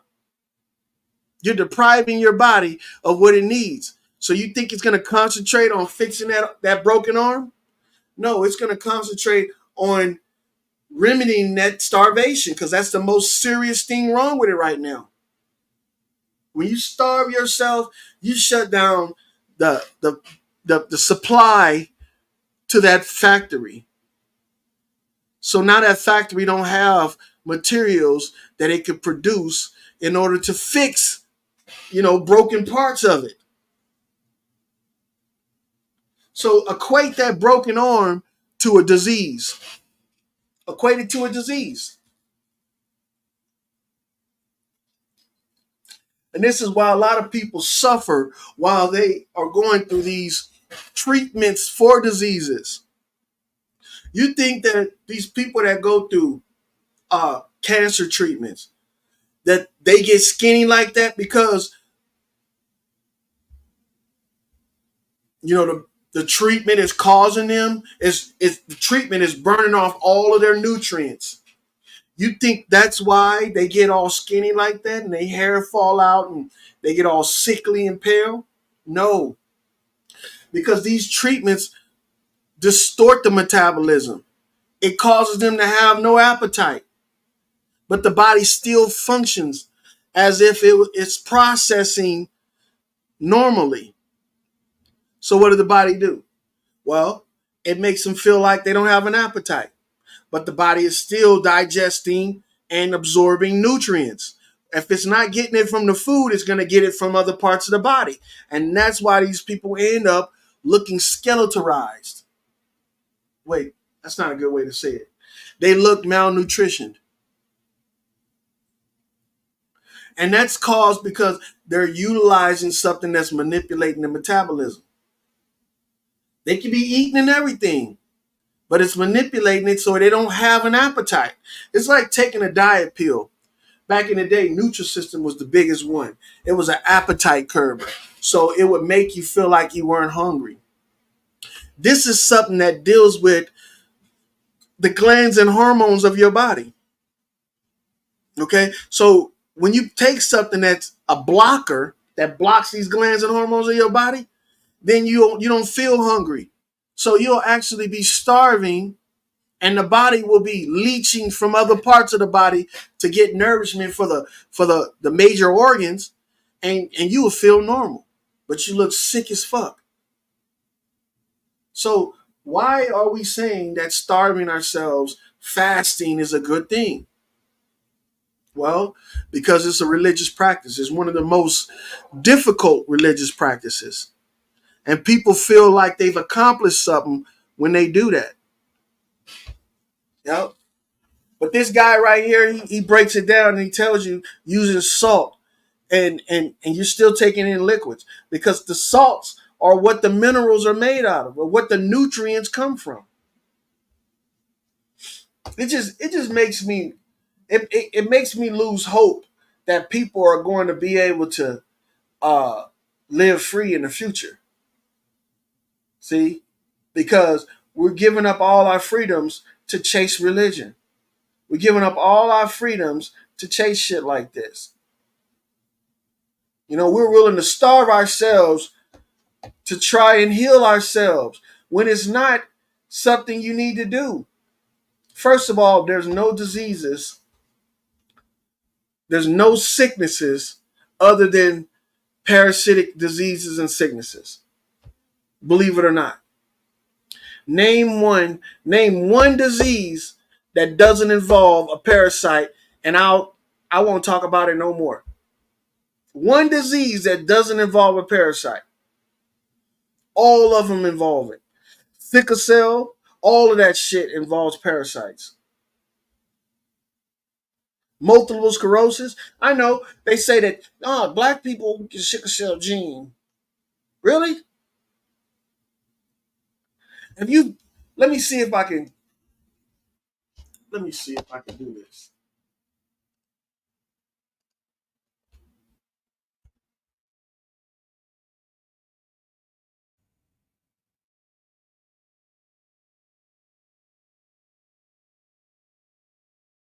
Let me see. Did have a picture of it. I thought I had a picture of it on my own. I don't even know if this is. Yeah, this is spelled right. All right, so check it out. This is what they call sickle cell. See this cell right here? That's sickle cell. That means the cell is made like a. Let me show you what a sickle is.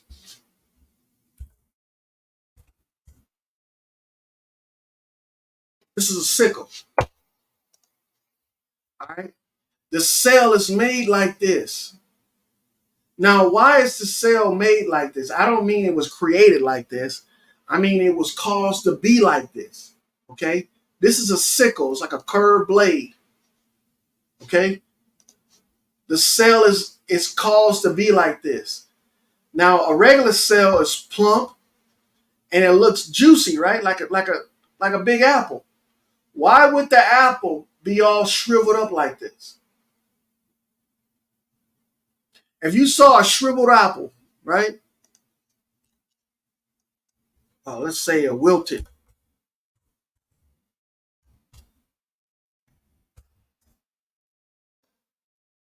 Look at this apple right here.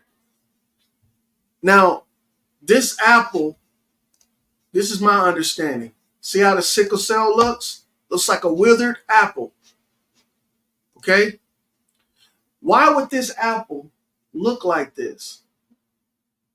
It's because the apple has been cut away from the source, right? And no other chlorophyll or nutrients are going to the apple, right? This goes also on when people say that fruits and vegetables are alive when they pick them. If it was alive, it wouldn't be shriveling up like this. Same thing with this right here. If it was alive, it wouldn't be shriveling up like that. Okay? It's not absorbing, it's not eating or taking in nutrients. So it starts to shrivel up because the apple starts to almost like deteriorate from the inside out. And the reason being is because it no longer is connected to the source. Now, sickle cell, if we look at along the same lines, right? Like this is what sickle cell is, and this is a normal cell. What caused this to happen? Would it be lack of fluids? Would it be dehydration?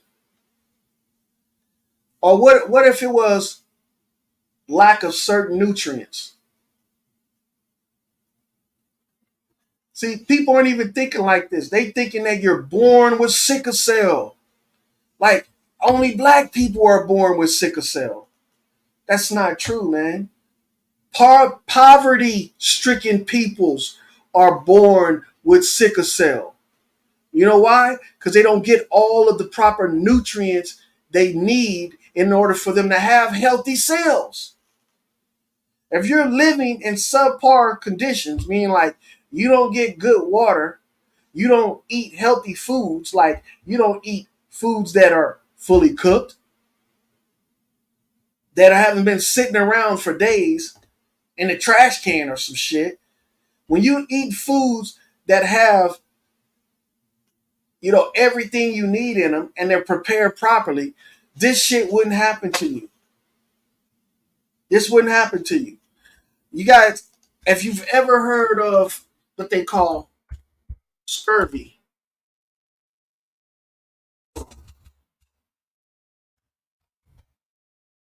right there it is, scurvy.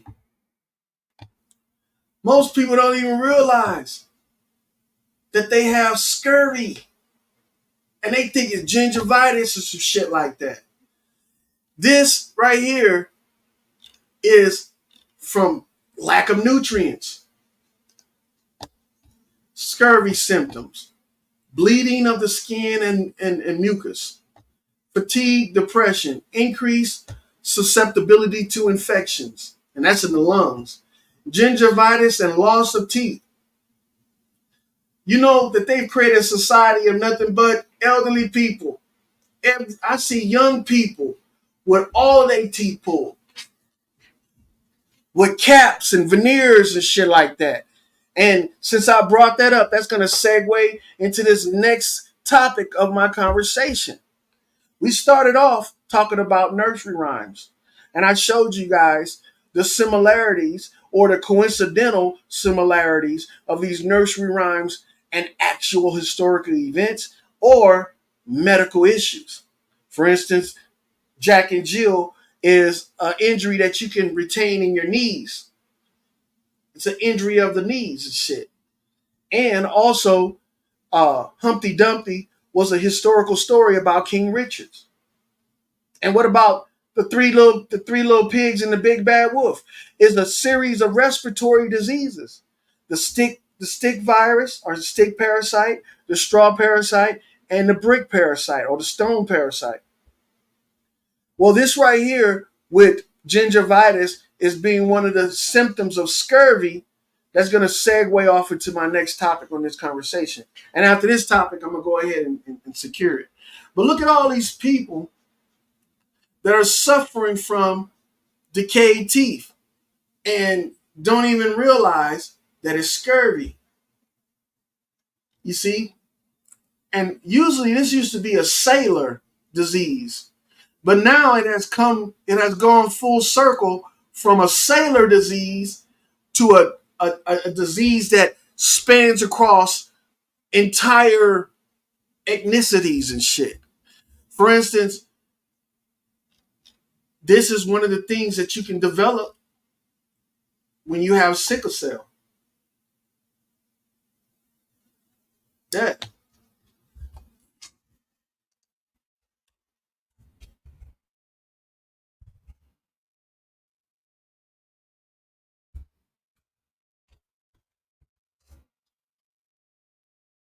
Just check it out. Sickle cell treatments created with genes editing wins you case, whatever that shit is. But I'm looking for because I came across an article a while ago when I was doing research on scurvy because I was in the military and I was like, all sailors get scurvy, arr, that shit. I was freaking out on this when I was younger, and I used to trip out on disastrous shit. Now I don't do that. Everything is a thought process now. But look, I found an article that related sickle cell to scurvy.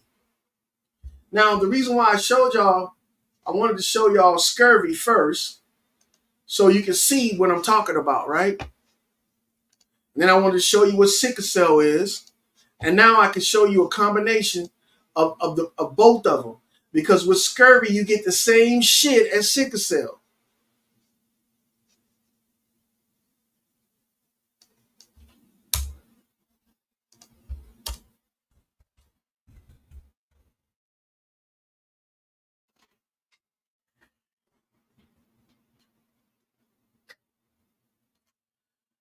All right, so this is images of people with sickle cell. So just to let you know, we're looking at images related to sickle cell now. Why are some of the same images for sickle cell look sort of like the images for scurvy?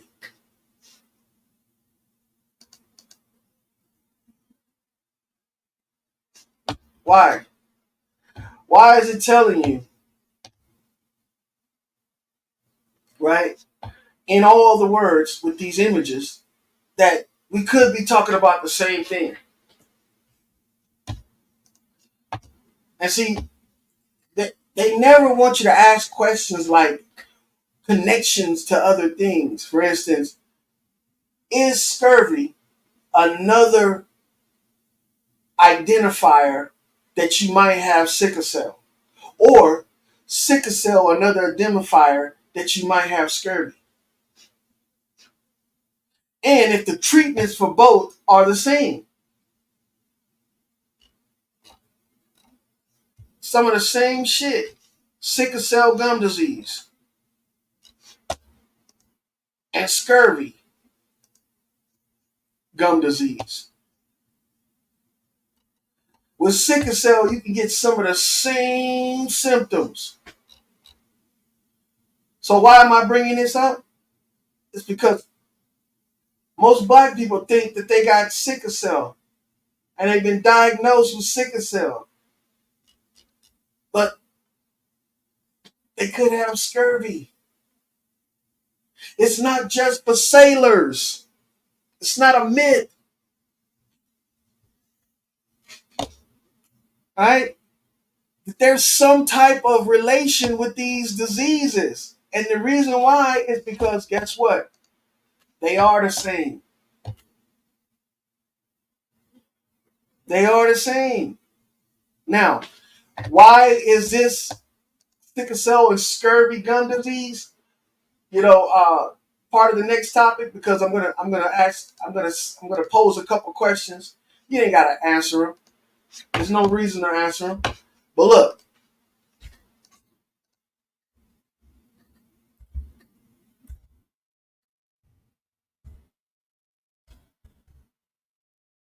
here we go.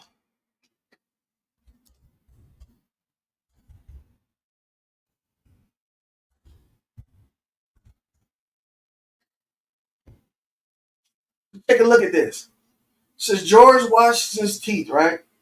Everybody should have known that they had a story about George Washington and his wooden teeth. Why is that such a why is that a topic right now in this conversation? We just got there talking about scurvy and all that shit. It's because this character right here, George Washington, right? He supposedly had wooden teeth. Now, I'm not saying that he didn't have wooden teeth, or he does, but I want to point something out. Why do they look like regular teeth if they would? Why do they look like regular dentures if they would?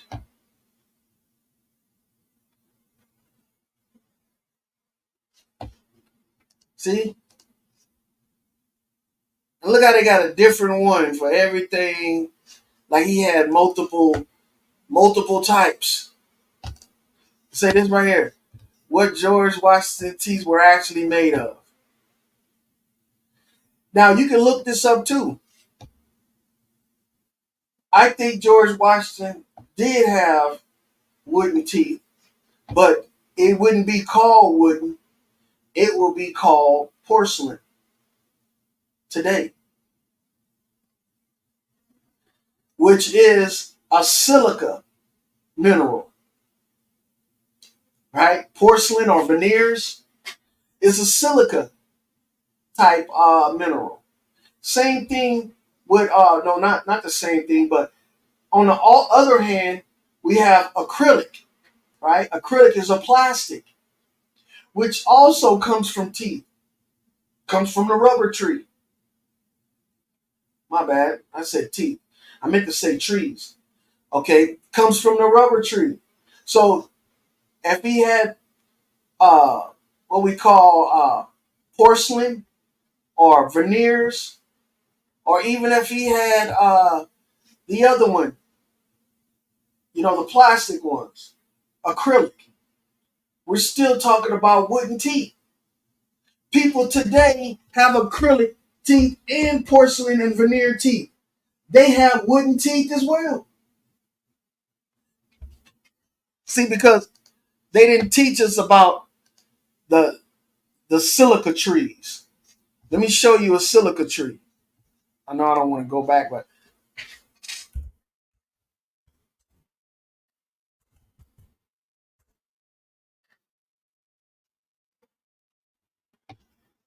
these are the silica trees.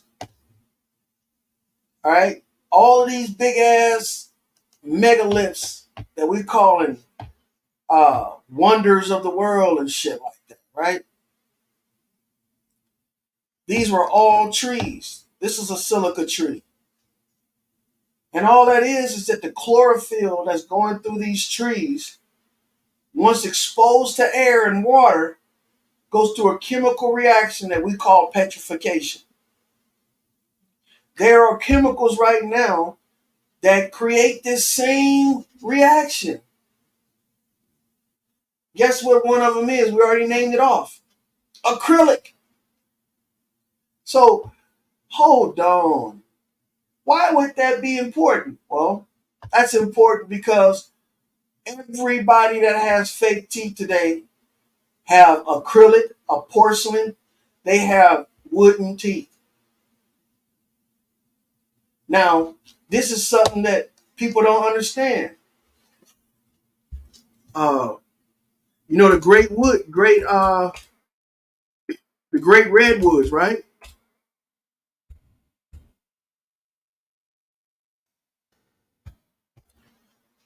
These are our largest silica trees today. This is as large as we have them now. The rest of them we cut down. But these are silica trees. Now, I bet you guys don't know that silica trees can actually be, infested with parasites as well. Check it out.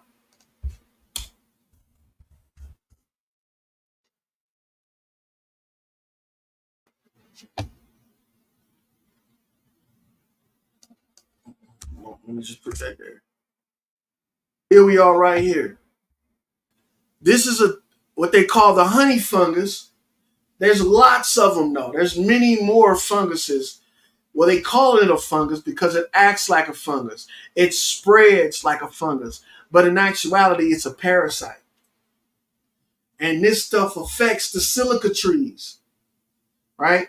So look, our body, once it comes in contact with silica, it creates something in our body that is the most hardest substance known to man. It's called enamel. It's not known to man, but the hardest substance in our body is enamel. And enamel takes silica and it takes calcium. It takes calcium and silica to create enamel in the body. Okay? So when we come across this silica tree and silica plants and we absorb them, the body mixes calcium and that plant to make enamel that's on our teeth. That's the hard substance that makes our teeth look shiny and shit. Now, if a parasite is affecting the silica tree and we consume it, it does the same thing. Where's my picture at? Oh shit. It does the same thing. No, that's not it. To this.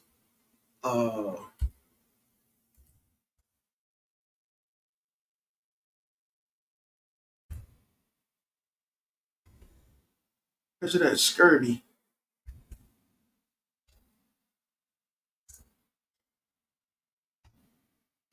Am I not spelling that right?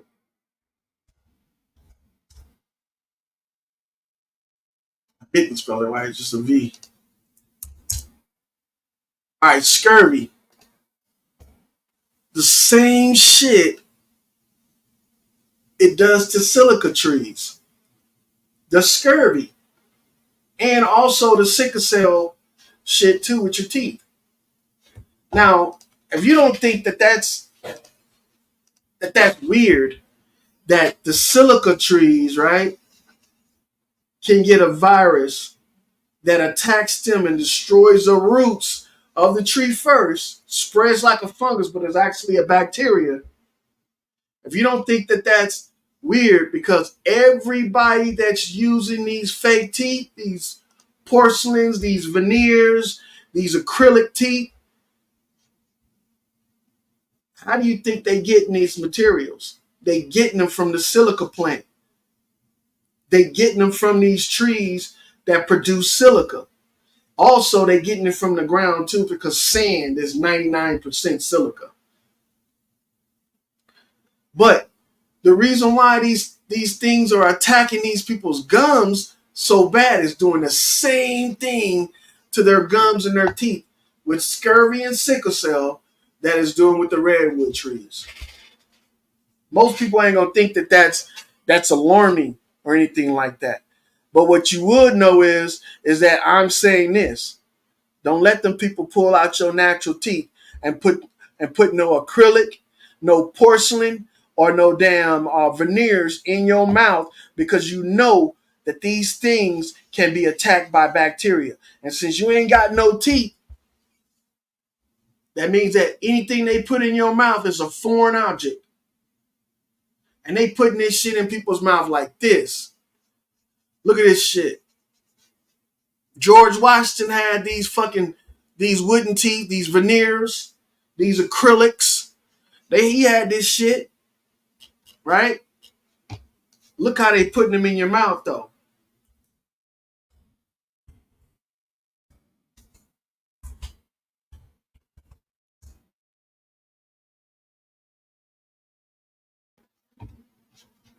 Look at this shit.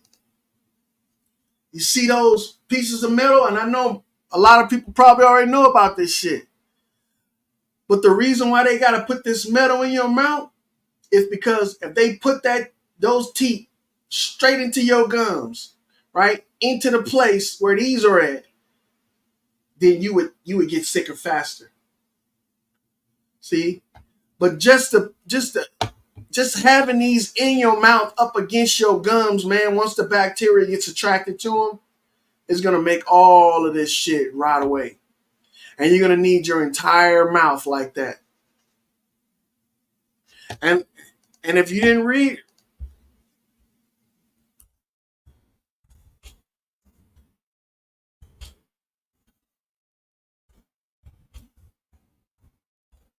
Hey, why am I spelling?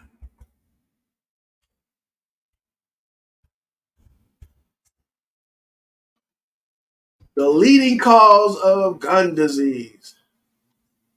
Not gum disease, but heart disease.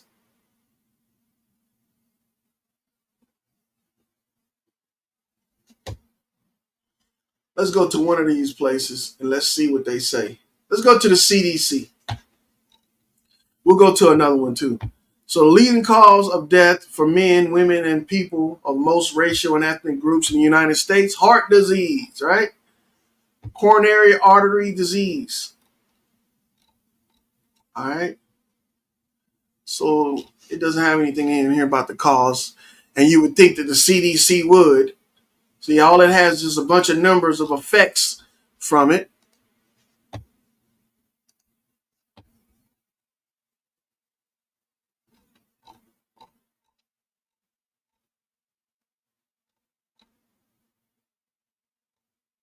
Believe it or not, I'm scanning through this shit because I know what I'm looking for.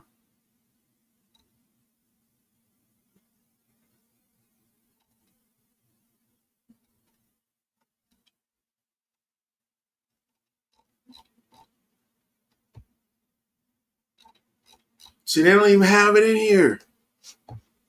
They're not going to even have it in here.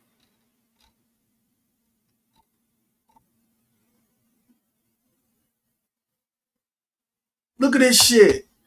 What are the risk factors for heart disease? Several risk factors play an important role in determining whether or not you're likely to develop heart disease. Look what they got: obesity, insulin resistance or diabetes, high cholesterol and blood pressure, family history and heart disease. What the hell does your family history have to do with that?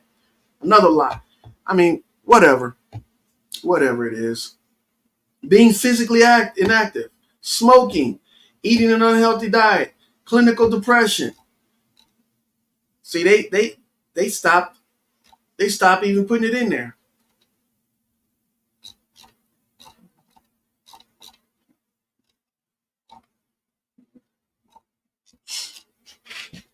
You know what?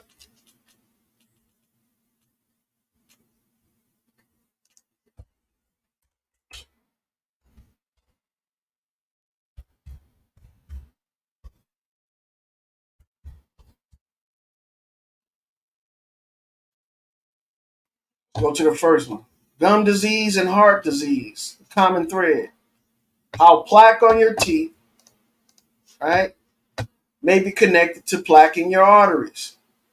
Now, what they're trying to say is they can't just come out and say how bacteria on your teeth may be the connection to bacteria in your arteries.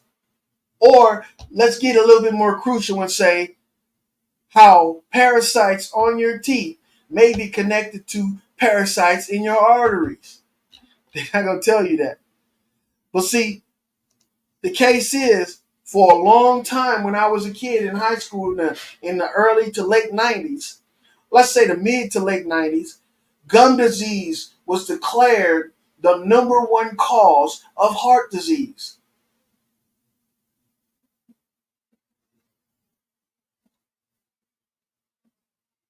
It says the inflammation link.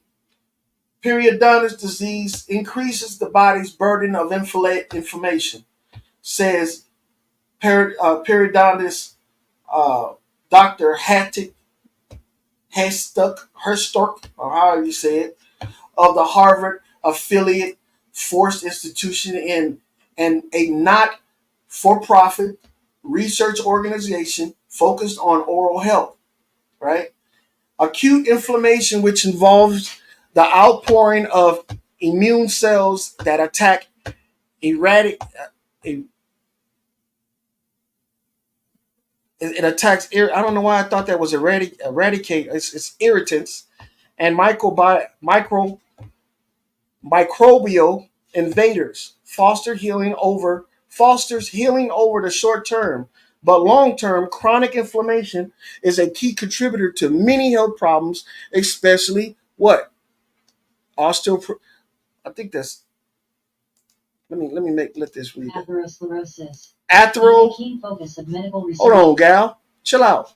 Atherosclerosis. I've never heard of this. All right, so I'm gonna look into this and what this is right now. So bear with me, guys.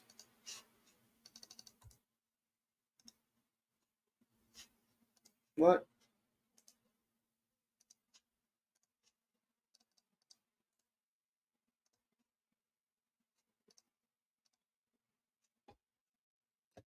A form of atherosclerosis characterized by a disposition of atheromous plaque containing cholesterol and lipids. So hold on. So they're saying that the plaque on your teeth gets into your arteries and clogs your arteries. That's what this is. Atherosclerosis. This is the plaque on your teeth right here. Atherosclerosis.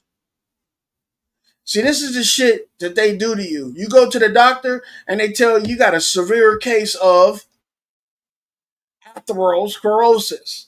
And you're like, oh shit, I got a severe case of atherosclerosis. And look, the doctors are looking at you and waiting for you to give them a response. And deep inside, they're looking at you and laughing. Atherosclerosis. This motherfucker don't even realize we're talking about plaque. We're talking about gingivitis. Yeah, you got a severe case of atherosclerosis, right? And they're saying that this transfers from your teeth into your bloodstream and gets into your arteries.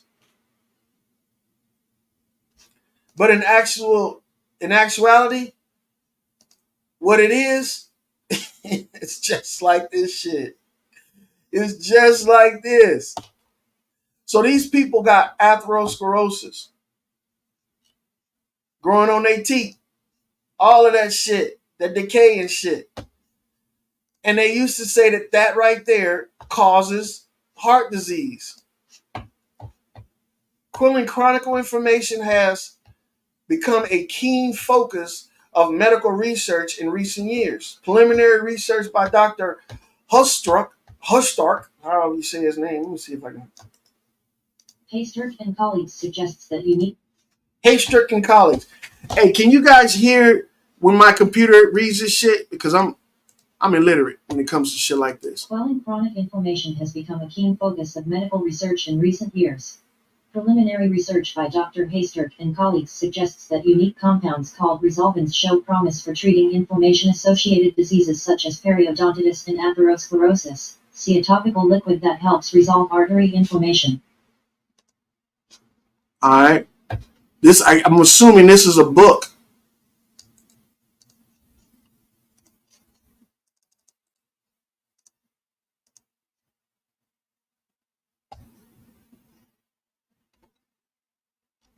Gum disease, and that's the one we was looking at just now. Nah, it's not a book.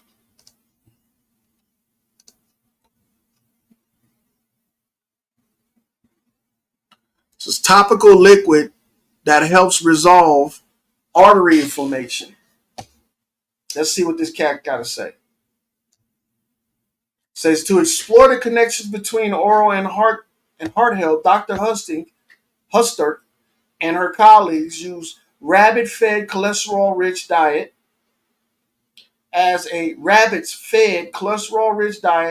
as a model to mimic human heart disease.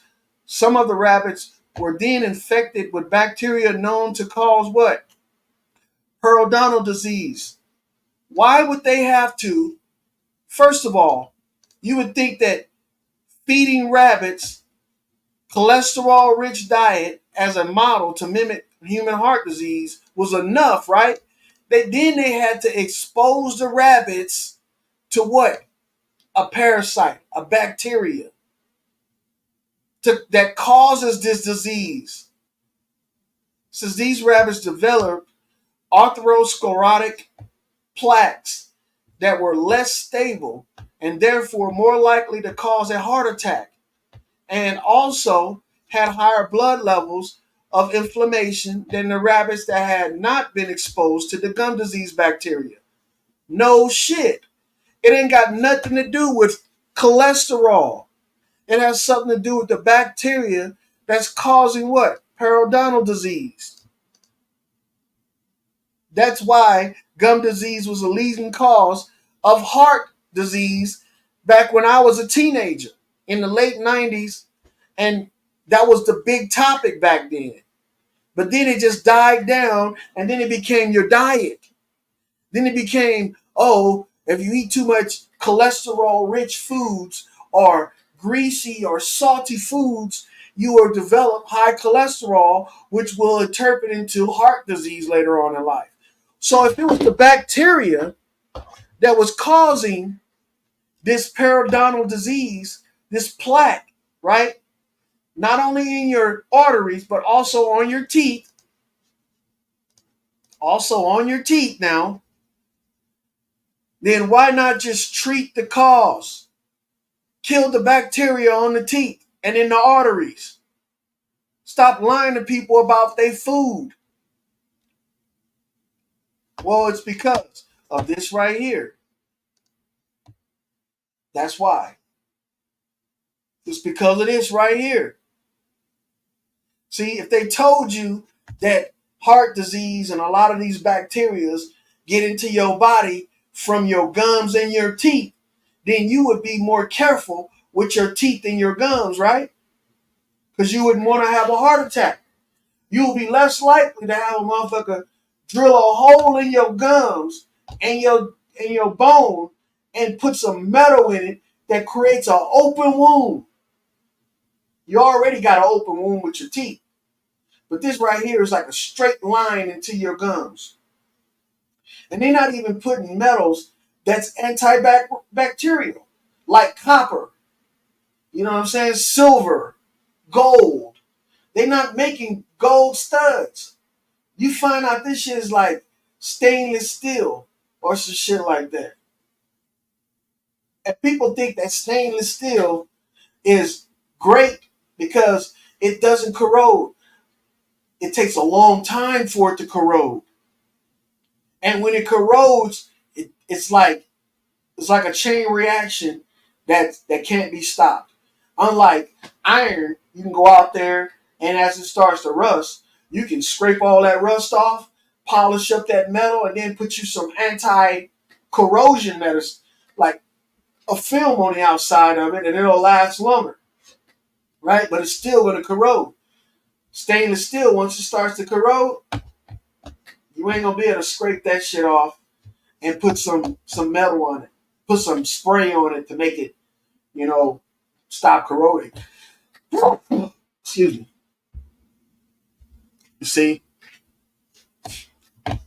if they would have brought it out back in the day, that if they would have kept pushing it, that gum disease was the main cause of heart disease, bro, we wouldn't be having this technology today. See, we wouldn't be having the technology that, where's my George Washington picture at?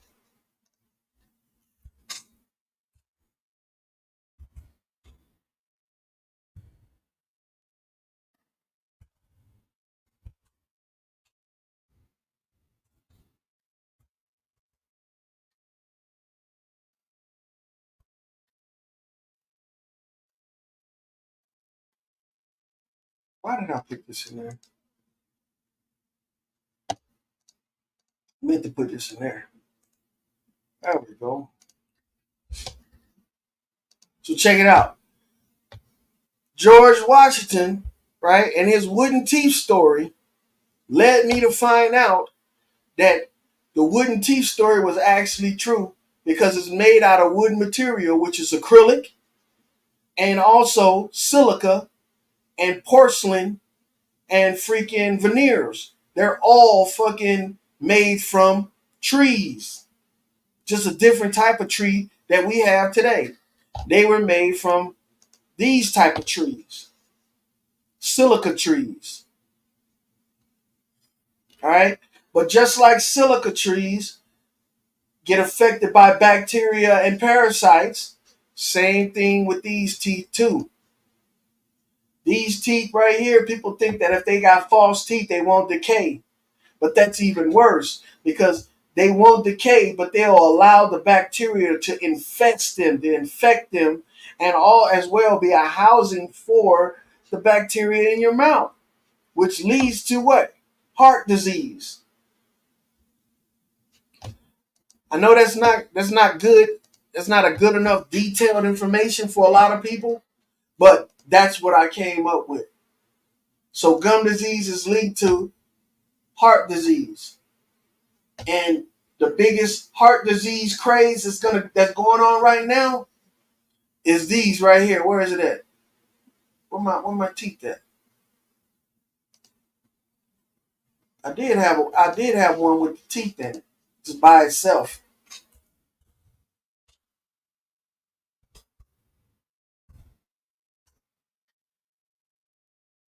Right here. This right here is going to be the next big thing that causes people to have heart disease. Mark my words. Mark my words, because this is becoming the craze now. You got kids, teenagers getting these procedures done. Full mouth, not just one or two teeth. Full mouth. All of their teeth being pulled out.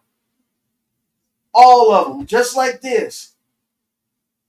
All of them. You got kids doing this. They're going to be the next round of adults that are all suffering from heart disease. Watch. Watch. Watch. See, because these things right here are the tunnels into your bloodstream. This is where the bacteria are going to be able to come in and just go straight into the blood.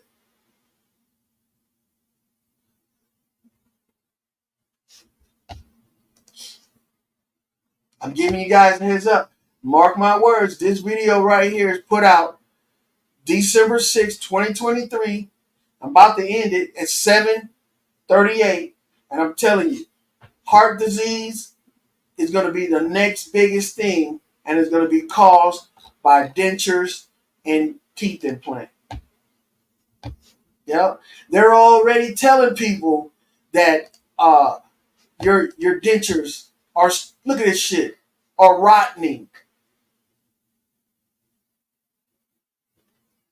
See, they already telling you that but this right here is talking about flush down the toilet and shit.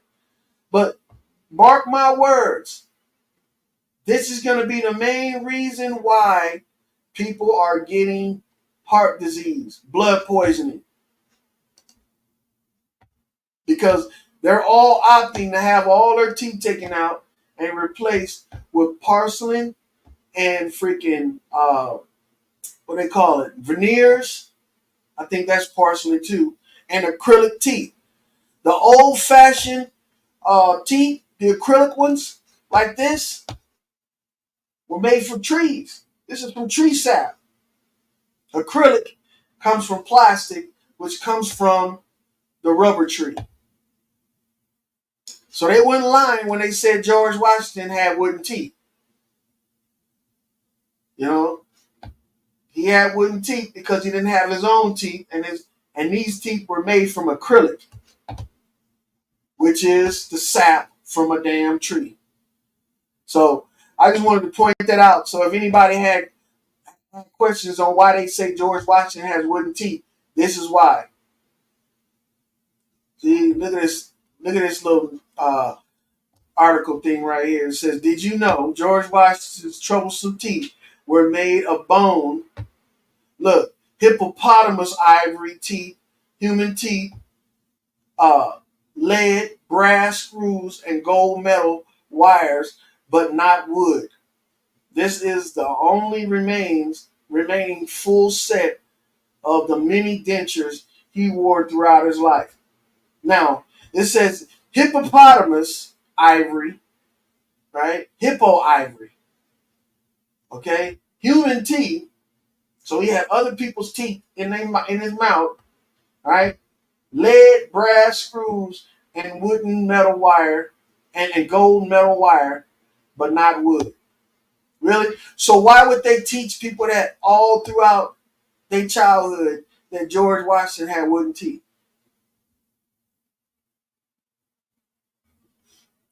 Because these are no damn hippopotamus, fucking ivory, and no damn human teeth. You think human teeth? And see, this is the thing. The enamel on this teeth, man, once it's cut off from the body, it doesn't grow. It flakes off, and all you see is the exposed bone, which over time will deteriorate the damn teeth, will deteriorate the bone. Underneath this porcelain or this underneath the enamel on your teeth, there's little holes. It even have little holes in the enamel too. But it's like a damn strainer or cheesecloth up under that shit. And you mean to tell me that shit's gonna last for hundreds of years, exposed to the elements, exposed to bacteria underground? These people be lying their ass off when they be telling us shit like this. Talking about George Washington. Now all of a sudden, let's come out with the facts. It wasn't wooden. It was all this other shit. Okay.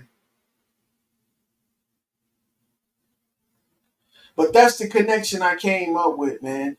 To show people that these stories actually have meaning. So if you're sitting there reading your Bible and you're trying to figure out if it has um, some type of meaning other than religion or spirituality, you're on the right track. Keep on investigating that thought process right there, because eventually you're going to run into cures for diseases. For instance, the cure that they told us about in the Bible about people that had leprosy, right? Leprosy is a bacteria parasite as well of the skin. And the cure is wood ash. So they would make everybody with leprosy go on outside of the camp and bathe in wood ash. They would have to put wood ash over their entire body. Now, I told you guys earlier that when you smoke, you inhale the ash from the cigarette, from the tobacco, in the form of smoke. That's ash. That's burnt wood, burnt paper, burnt leaves, or whatever you want to call it. It's burnt carbon. Once it goes into your lungs, it mixes with the liquids or the water in your lungs, and it creates potassium hydroxide. Potassium hydroxide is lye. Why would they tell the people that were suffering from sores on their skin that we call leprosy, right, to go and bathe?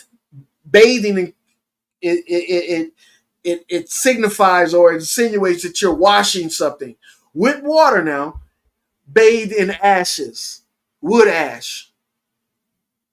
It's because what they were telling them to do is go and put that lye on your skin, that potassium hydroxide on your skin, and when you start to sweat, it's going to create lye. It's going to create lye, and these parasites are poisoned by lye. Hence, why we bathe with soap and not with dirt and not with mud. We bathe with wood ash, potassium hydroxide, or sodium hydroxide, either one. They're both salts. That's what we bathing with.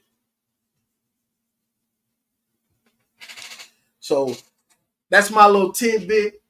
I know it's been 4 hours, almost 5 hours. I like these conversations, man, because I can delve off into different things. And there's plenty more where this shit comes from. There's plenty more.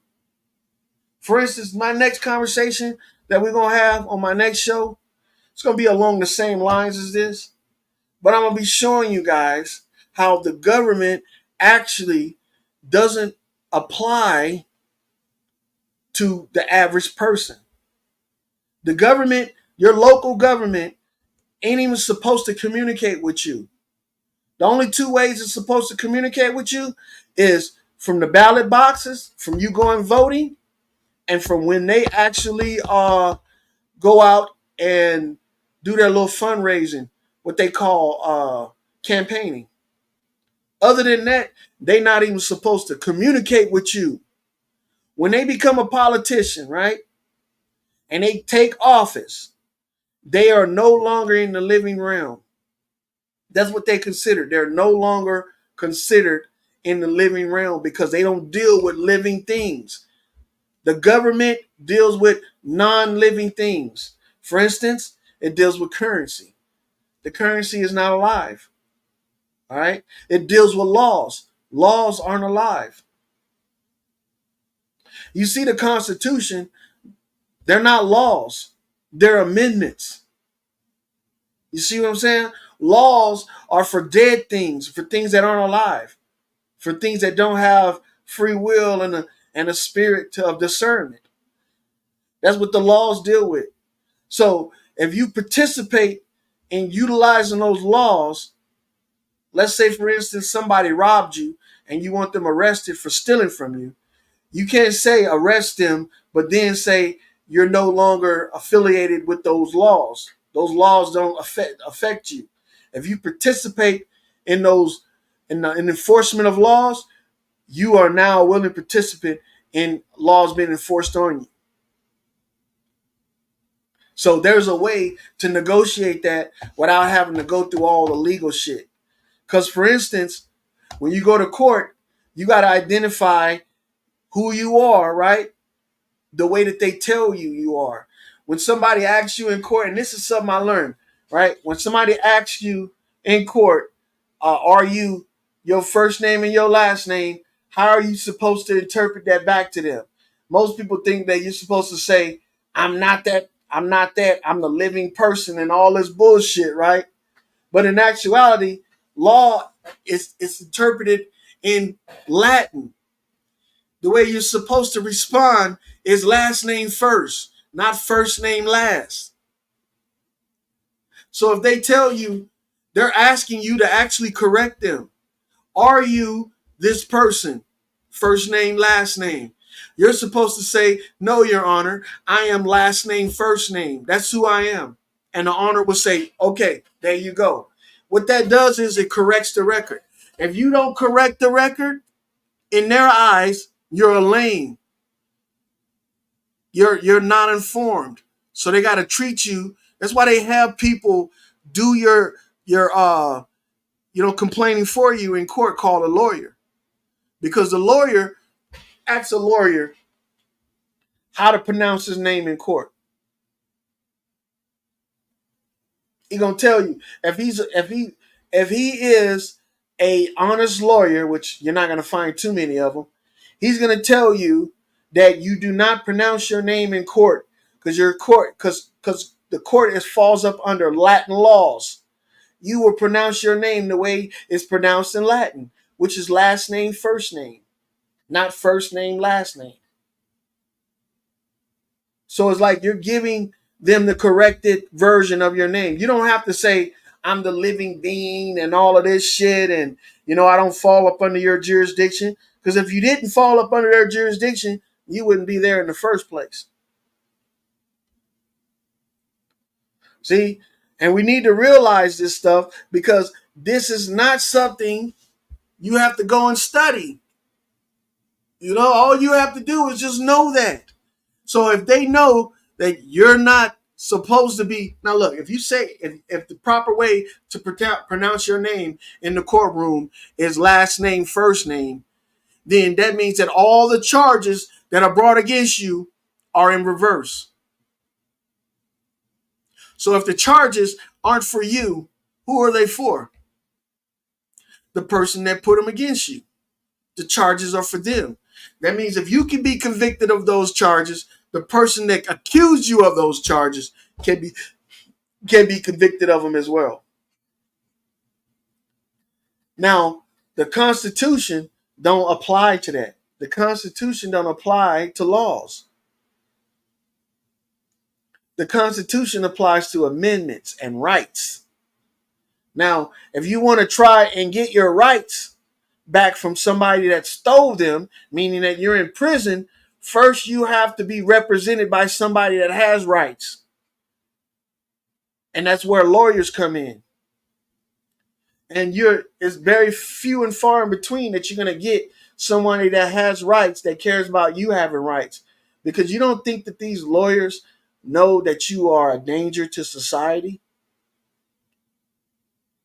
Because if you don't even know how to properly pronounce your name, right, then you don't even realize that you are committing a crime. It's like you a baby in their eyes.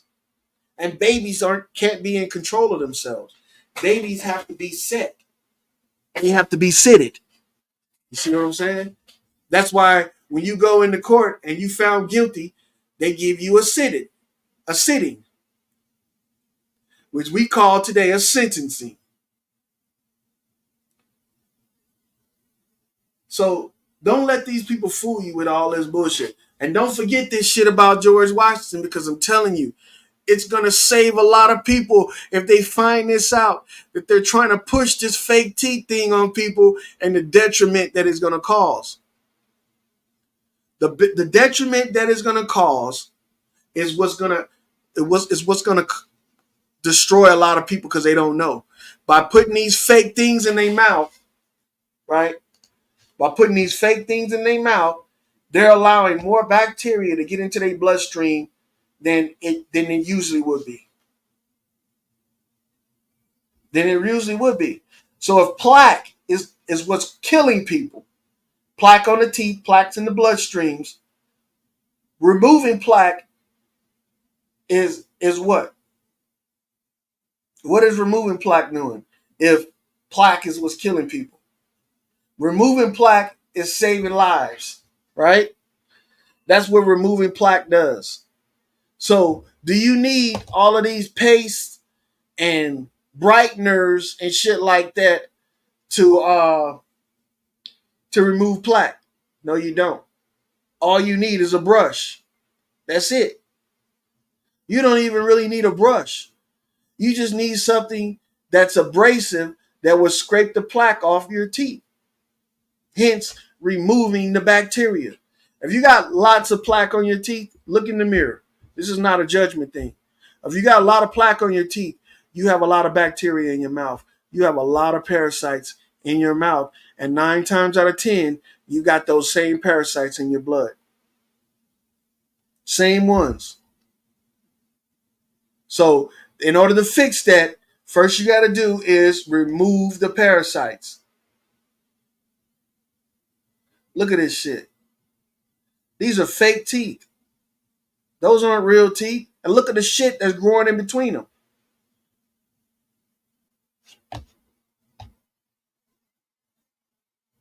Those are not real teeth. Look at all the plaque that's growing on these teeth. These acrylic and porcelain and veneer teeth. Now, if the plaque is growing on these fake teeth and on these fake gums, imagine what's up under here. What's going straight into the bloodstream. And ain't got no teeth down here at the bottom. It's obvious, man. It's obvious. It's all a setup.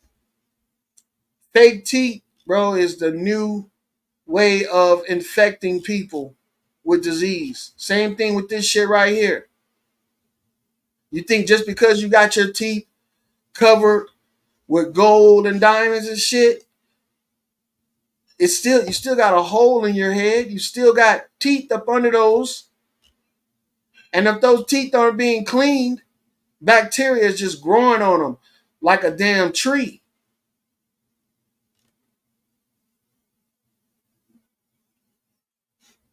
It's a shame, man. People, instead of fixing this shit, did you know that your teeth can grow back once they've decayed? Even the ones that's in the gums, that's decayed all the way into the gums, can grow back.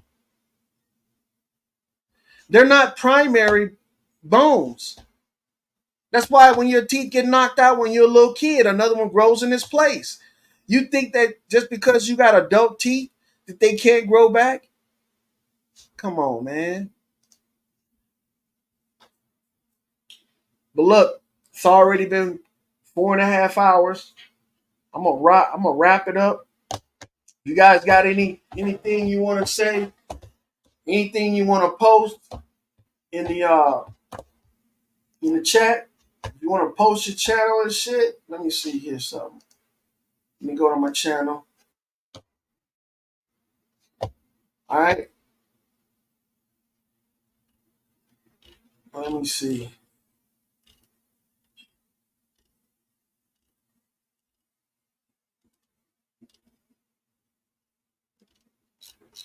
All right.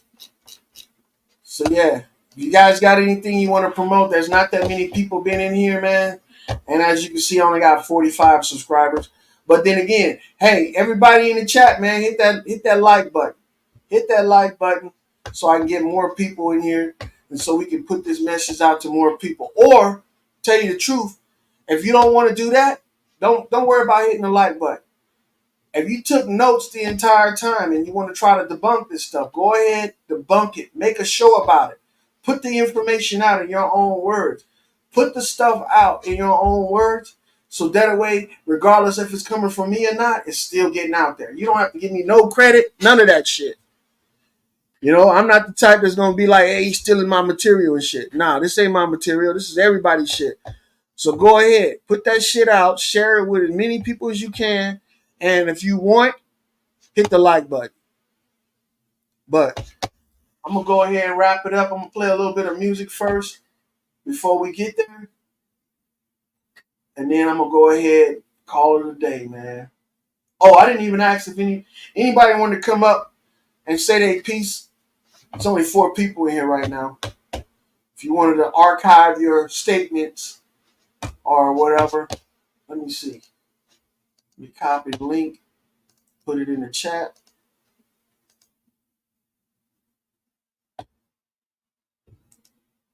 All right. Well, I don't know why they put this shit on here.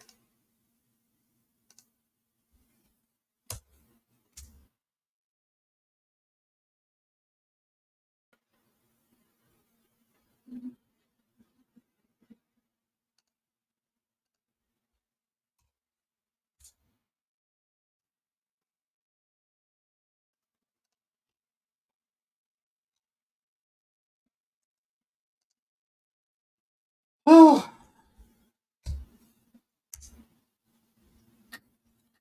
that's the link, y'all.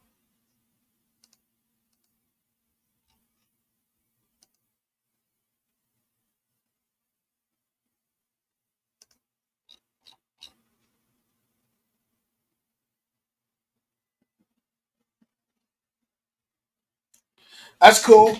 You guys ain't gotta come up, man. I just want to afford the opportunity in case anybody wanted to come up and say their piece, give their experience or anything like that. That's all cool. But yeah, man, I got nothing but information like this.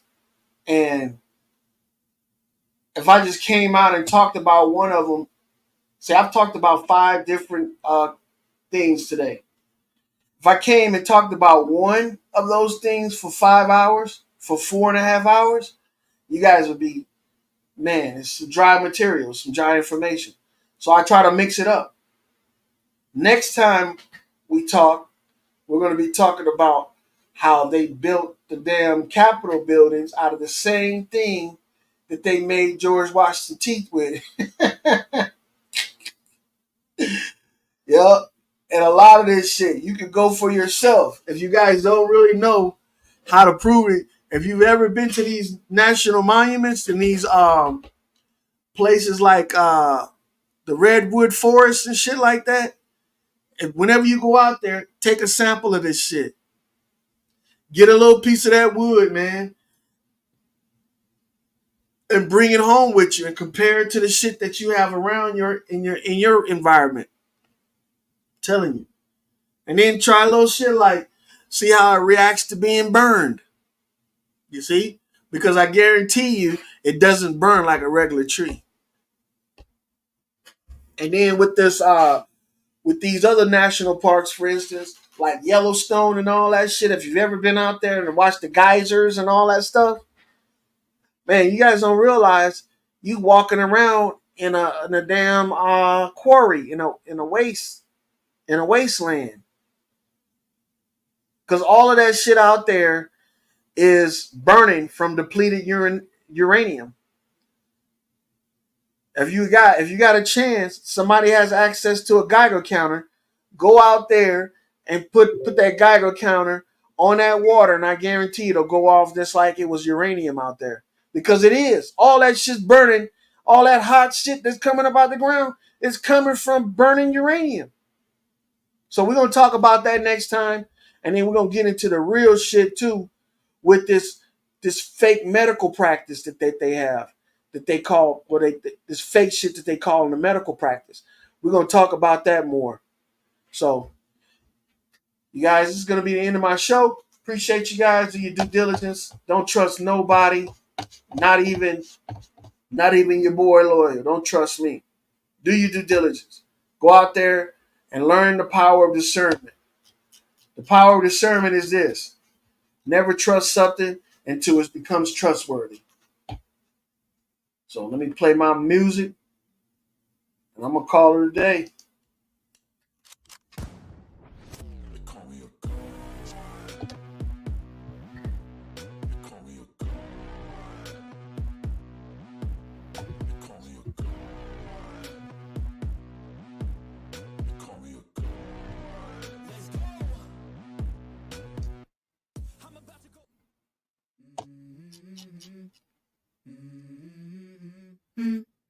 Let's go. I wake up to a little bit of drool on my pillow, feel like it's gonna be a bad day. Yeah, I'm tired of shit, and the coffee ain't hit yet, damn, ain't that great. I don't wanna go to work, cause my boss is a jerk, and I'm not even that paid. I need a change in my life, cause I don't feel alive, and there's nothing that makes me happy. Hold my beer for a minute, I'm about to quit my job, cash in for a ticket. I'm going on a trip and I don't plan to visit. I'm gonna stay there till I feel like I'm winning, and this is just the beginning. I need a big change, help me feel like living. I need a big swing, home runs I'm hitting, and I'll never look back, moving on till I get it all. And we all got dreams, we all want things, but what you gonna do for it? How you gonna move for it? What you gonna be? And do you believe you can do anything? But what you gonna do for it? How you gonna move for it? What you gonna be?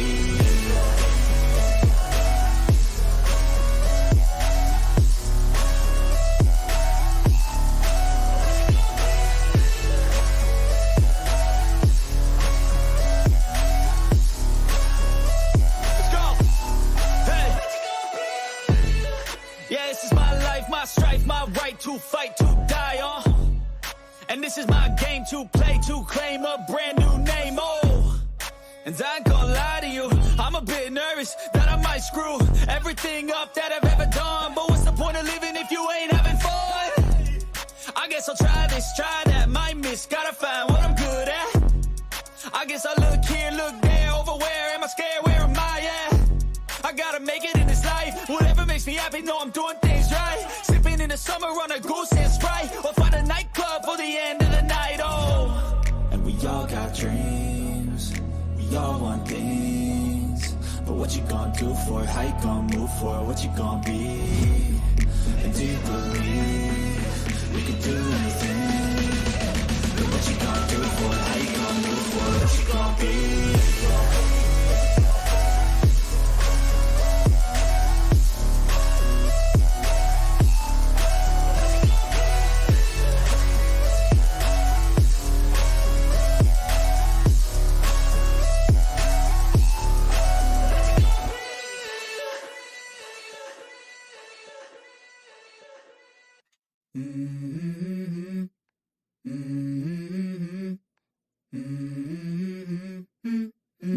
Let's go. I wake up to a little bit of drool on my pillow, feel like it's gonna be a bad day. Yeah, I'm tired of shit, and the coffee ain't hit yet, damn, ain't that great. I don't wanna go to work, cause my boss is a jerk, and I'm not even that paid. I need a change in my life, cause I don't feel alive, and there's nothing that makes me happy, Hold my beer for a minute, I'm about to quit my job, cash in for a ticket. I'm going on a trip and I don't plan to visit. I'm gonna stay there till I feel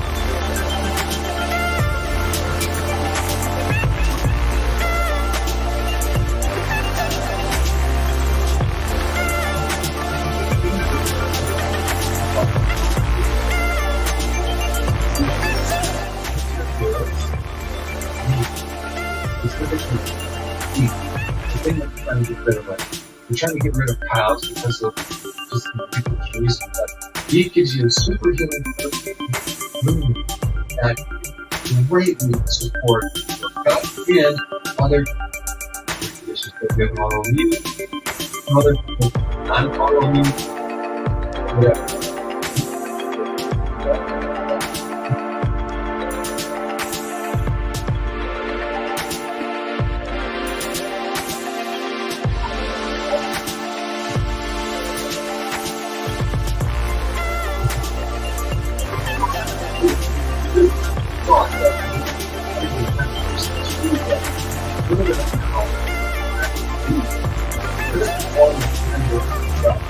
A lot of them.